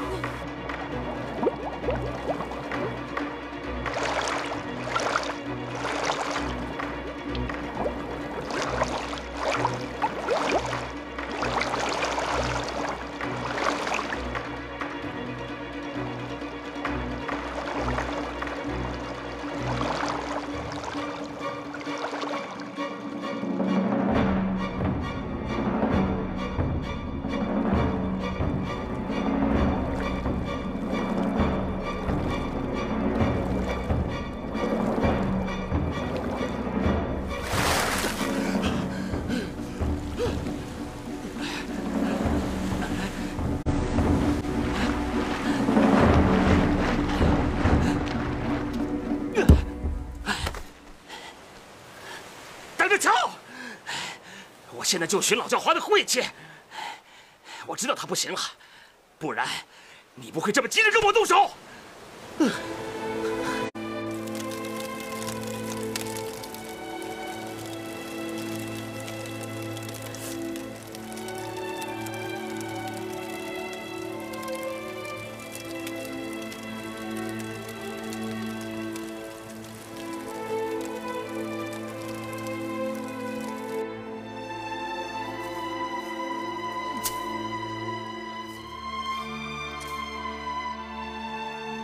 师傅。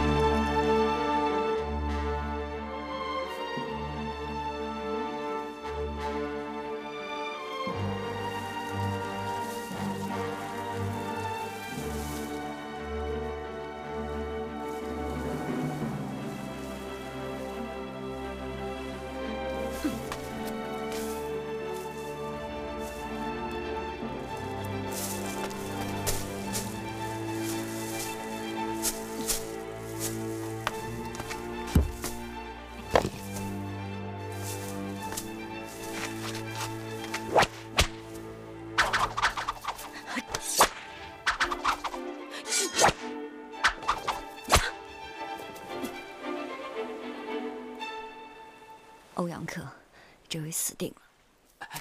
不好了，出事了！皇家妹子溺水了，我想去救她，可我自个儿差点被淹死。带我去看看。皇家妹子没事儿，我想跟她行起好事，可是我觉得呢，你这老叫花子太碍眼，一不做二不休，老给眼底清净。我知道你在想什么，想等我过来舍命一击，哼，跟白驼山少主拼个同归于尽，啊！我就这样走来走去，哎，我就这样走来走去，看你这点功力能挨多久？哼，累也累死你，气也气死你了！你可以跟本公子过过招啊！啊！念在你年迈，让你3招。哼，你尽量啊，把你那18掌往我身上招呼啊！来呀！爹，你怎么来了，爹？欧阳伯伯，你怎么伤得跟死狗似的？妹子，你骗不了我了。我骗你什么了？我从来没有跟你说过我师傅武功全失啊。武功全失？我看啊，顶多剩个1、2成吧。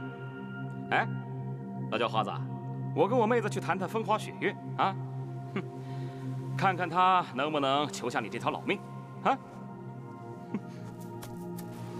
欧阳公子真是衣衫光鲜，风采照人啊！只能说苦尽甘来罢了。你叫我出来陪你，我这不是来了吗？谁要你陪啊？我才不想跟你玩。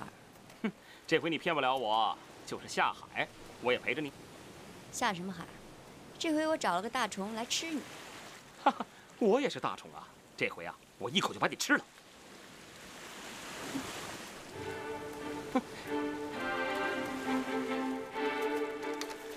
快来啊！来了。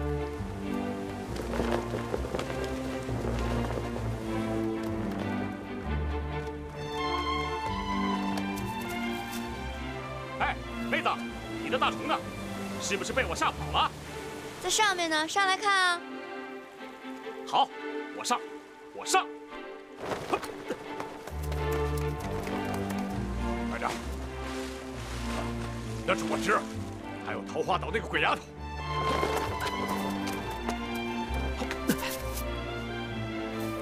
蓉儿，快滑！好，来，绳子，抓住了我拉你啊！哦，1、2、3。哎。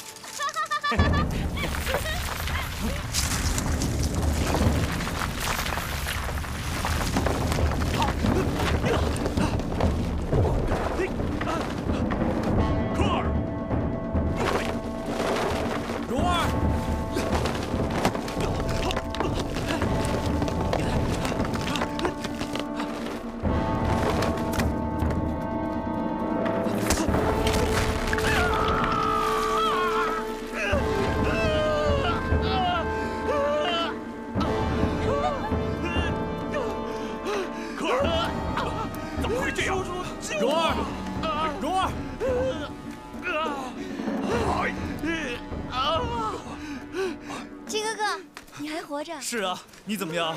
喂，你们2个疯够了没有？这是怎么回事？是啊，蓉儿。我讨厌他，搬了块石头给他压在下面了。蓉儿，不可能的，欧阳前辈，蓉儿她没那么大力气的。叔叔，到底怎么回事啊？可儿，别着急，我来救你。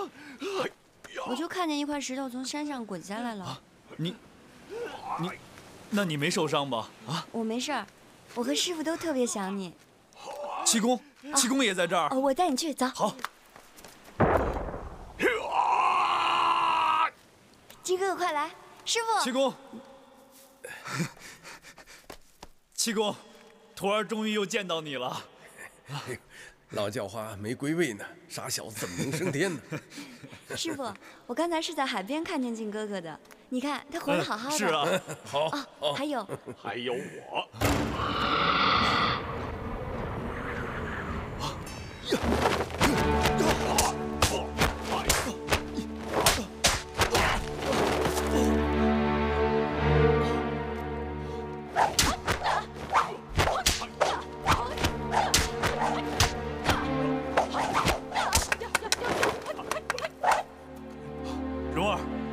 妙的棒法呀！师傅教的，刚才这一招叫拨草寻蛇，下面这一招就是棒打狗头了。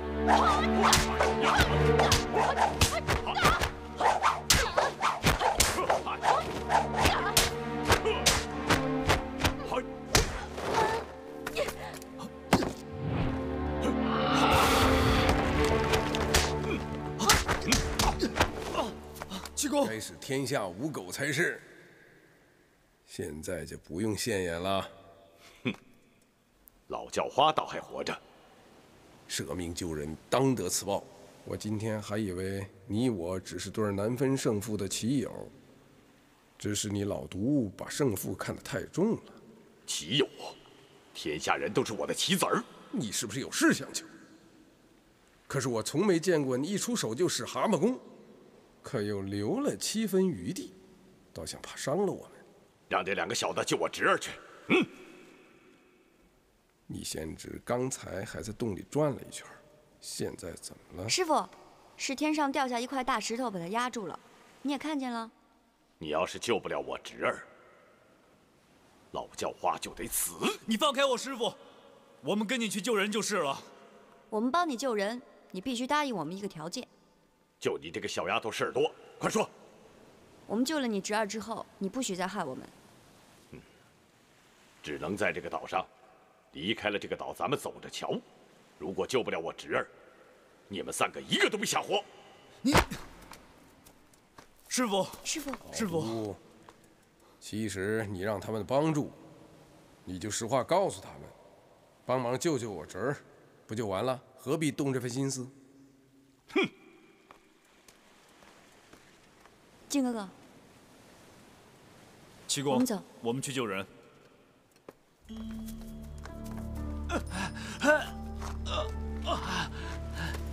兔儿，没事儿，你现在就当这2条腿不是你的，叔叔我来救你啊！哎，你先告诉我，是谁害你成这个样子的？没人，是我自作自受。真的没有？没有，真的没有，叔叔。好了，不说这个了。我们叔侄俩现在不是还没死呢吗？好了好了，我们先救他再说吧。靖哥哥，你在这边，欧阳伯伯在那边。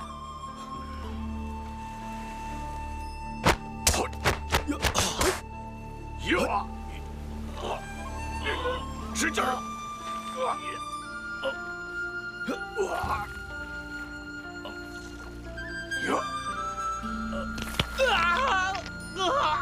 使劲儿！蓉儿，不行啊！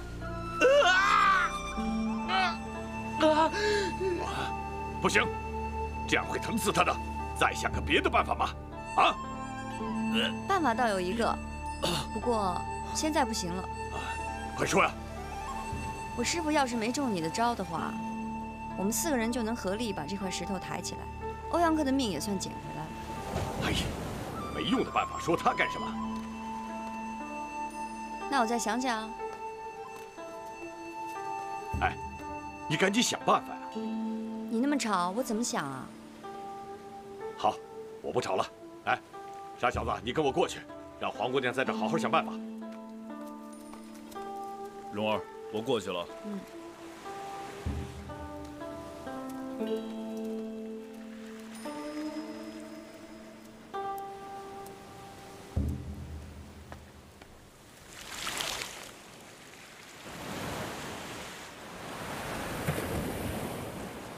只要看到你，就不怎么疼了。这陷阱是我设的，你不知道吗？在下虽然在妹子面前是个傻子，可也不是真傻。怎么不告诉你叔叔？哎，你别那么大声。我叔叔不懂得怜香惜玉，他会一掌打死你的。其实是你逼得我太紧，我才这么做的。不过你要知道，我现在救你可不是因为我觉得我欠你的。天下有很多女子缠着我，可总得不到我的好脸。这就叫一个愿打，一个愿挨。我要是把你救出来了，以后不许缠我，听见了吗？缠还是要缠，否则这些苦不白受了。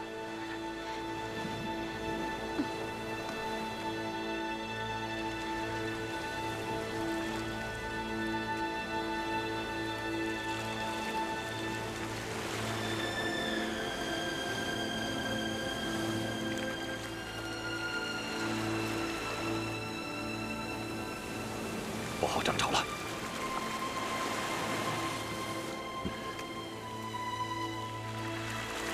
海水每天都会涨潮的。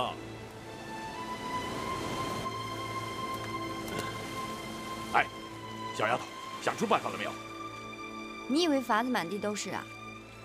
来不及了，涨潮了。你脑子这么快，赶紧想办法呀！蓉儿，潮水涨得很快啊！把匕首给我。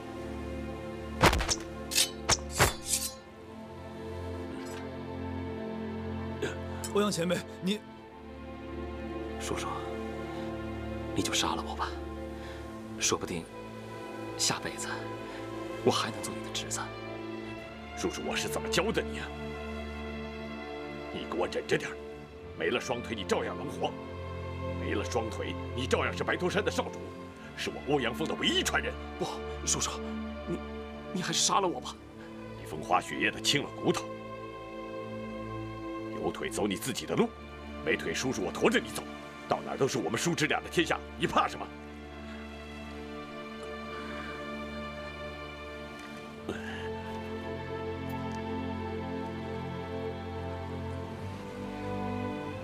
欧阳前辈，来，你来。我？哦，不，不是自认为侠义吗？这是救人的时候，快来，快呀！欧阳克，我是为了救你的性命，你忍着点儿啊。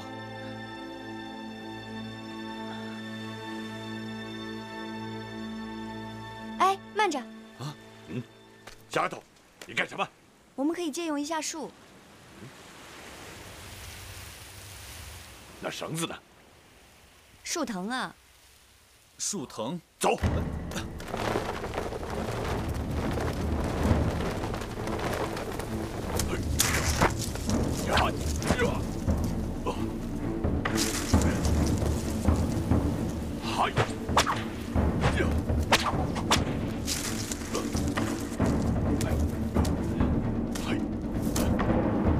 黄姑娘，接着！靖哥哥，快！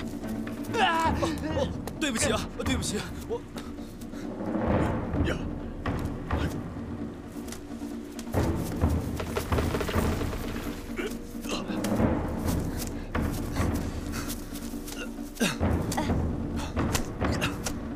拉绑好了！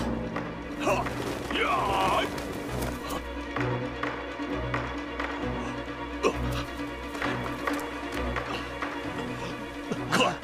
科尔，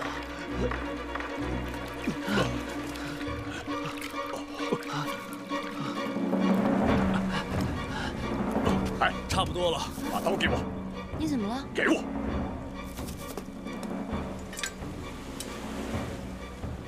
我看，还是割断他的双腿吧，死活就由天了。你们走吧，我要和他说话。蓉儿，我们走。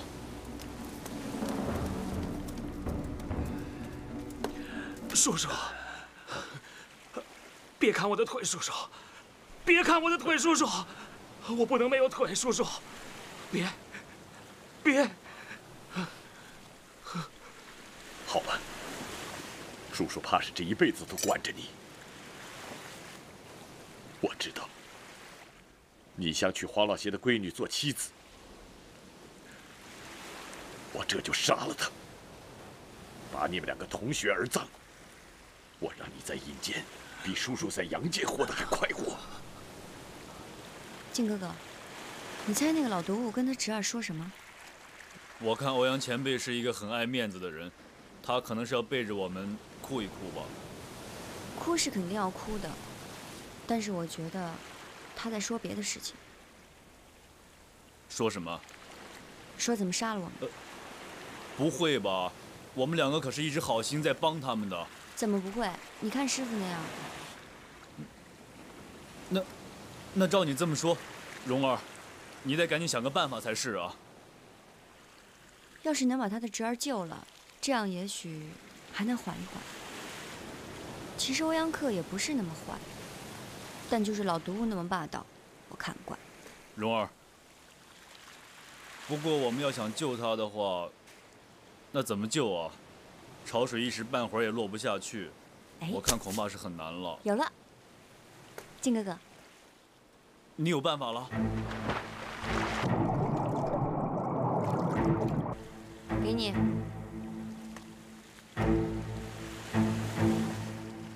好。科尔，你把这个放在嘴里。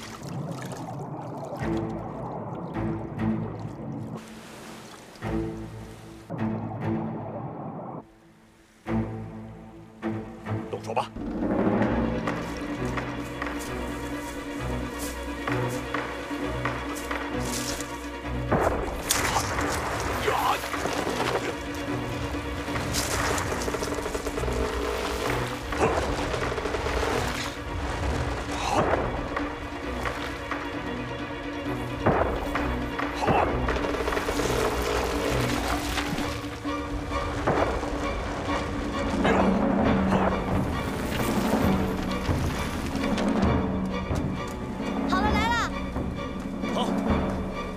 树藤可以砍断了。好，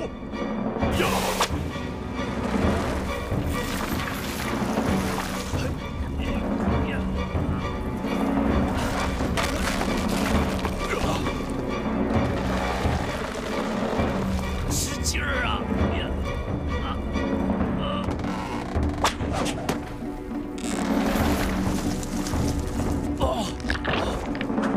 靖哥哥，闪开！科尔，他没事吧？没死，可是要再这么来一回，便什么都不用说了。可能是树藤太细了，我看明天不如我们多结几根树藤吧。恐怕我们3个人干不了。要是有人来帮忙就好了。哼，废话。这也不是废话，没准儿就有人来帮忙了呢。怎么会有人相助呢？我看欧阳公子可能要多受1天的苦。明天涨潮的时候，这块石头就可以搬得动了。真的吗，蓉儿？现在我们俩都饿了，我们要去吃点东西。走吧，靖哥哥。哎，黄姑娘，你说明天会有人来相助，这话是真是假？此事是天机不可泄露。我们现在要去吃饭了。你是跟着来呢，还是陪你侄儿呢？是啊。我陪我侄儿。我们走吧。好。七公，我已经把蓉儿烤的兔子给他们送过去了，不过看他们那副样子也没心思吃的。让静儿坐下。知道刚才小坏蛋做了些什么吗？师傅，别告诉靖哥哥，告诉靖哥哥，他肯定会同情欧阳克的。一时的恻隐之心只是小善，我们这些丐帮的人命都是很不值钱的。可是久而久之，我们呢倒明白了一些道理。王侯将相和草民的命都是一样的。蓉儿，你要明白，你今天做这件事情，虽然只是为了自己，可救了很多良家女子的性命。我可没那么想。其实欧阳克他也不杀人啊。你知道他逼的这地方有多少江南女子因名节不保而自寻短见？有多少人？你知道吗？可是我爹说，名节这个东西都是圣人乱说。哦，你爹还让所有的人跟他一样生活，那可以吗？那根本不行的。你爹的话，我觉得那也是邪人胡说。师傅。蓉儿明白了，师傅是在教蓉儿为恶为善的道理。一帮之主，怎么能够不分善恶？蓉儿，什么一帮之主啊？哦，下次再告诉你啊。那个，师傅，看看这肉熟了吗？熟了。哎呀，好香啊！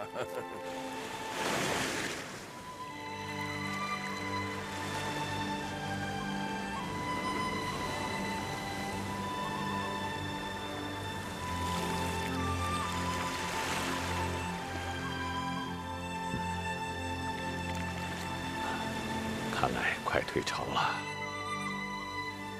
侄儿，马上快退潮了，你就不用这样再挨着了。啊，好在你现在听不见我说话。科尔，我实话告诉你吧，我不是你叔叔，我是你的亲爹。我20岁便横扫西域，25岁游历了整个中原。我心里面有一个女子是我最爱的人，那就是你娘。科尔，你懂吗？我从小跟着大哥长大，我知道这是一段孽缘，所以以后我就不再回白驼山了，闯出了天下5绝的虚名。后来我回去了，你娘已经快过世了，她什么也没说，可是看着她的眼神，我知道，你是我欧阳锋的儿子，你是他留给我的唯一骨血。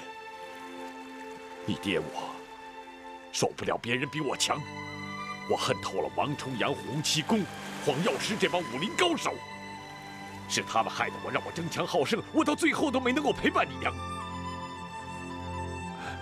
科尔，我带你到中原来就是来寻仇的，只要九阴真经弄到手，我就在华山顶上把他们一个个全杀了。可是瞧你现在这个样子，我带你来做什么？我还要这九阴真经干什么？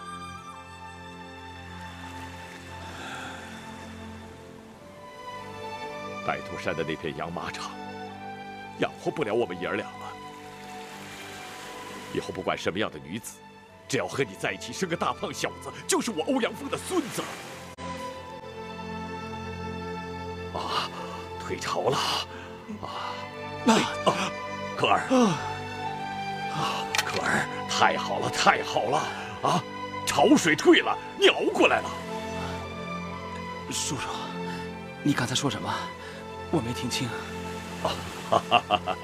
我没说什么，我是说，你即便是这2条腿都没了，10几年后，我的科尔也是武林第一高人。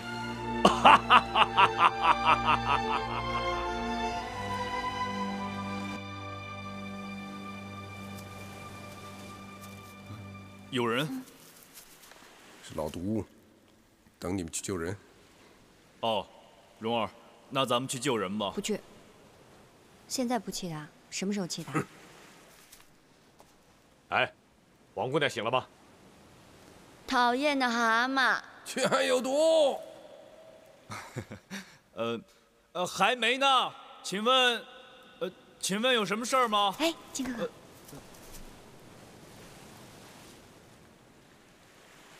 去吧，快去。请问找黄姑娘有什么事儿啊？让她快去救人。黄姑娘说了，救人要等到潮水再涨起来的时候，现在要好好休息，养精蓄锐。就请欧阳先生也去养精蓄锐吧。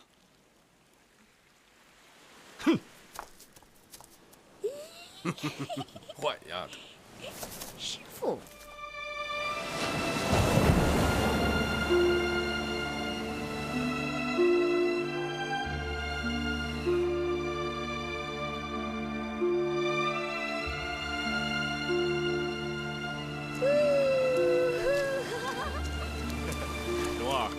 看咱们还是早点去救欧阳克吧。靖哥哥，你看这片沙滩多好啊！我们在这好好玩一会儿，你就别想那个欧阳克了。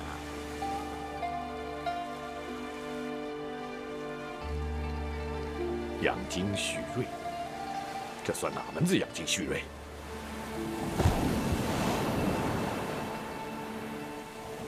哟！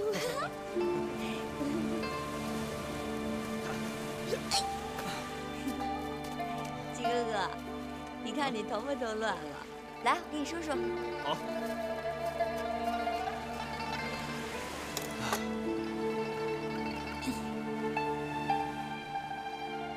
蓉儿啊，等潮水涨的时候，真的会有人来救他吗？你相信吗？我不相信。我也不相信。啊？这么说你是在骗他的？我没在骗他。反正你别问了，等潮水涨的时候，我自然有办法救他。哎，我在想，要是把西毒、叔侄2个人赶出岛的话，我们3个人在这儿住，其实也挺好的。好啊。不过我会想我娘的，还有6位师傅。我也会想我爹的。还有周大哥，可惜他死了。不许想，死了也不许想。蓉儿，周大哥是怕你管我才胡说八道的，你别怪他好不好？就冲这个也不许你想，我管你了吗？好吧，你要是想想你就想吧。不知道穆姐姐现在怎么样？蓉儿，我看我们有这么多人挂念，我们还是想一个办法离开这儿吧。你那么聪明，一定有办法的。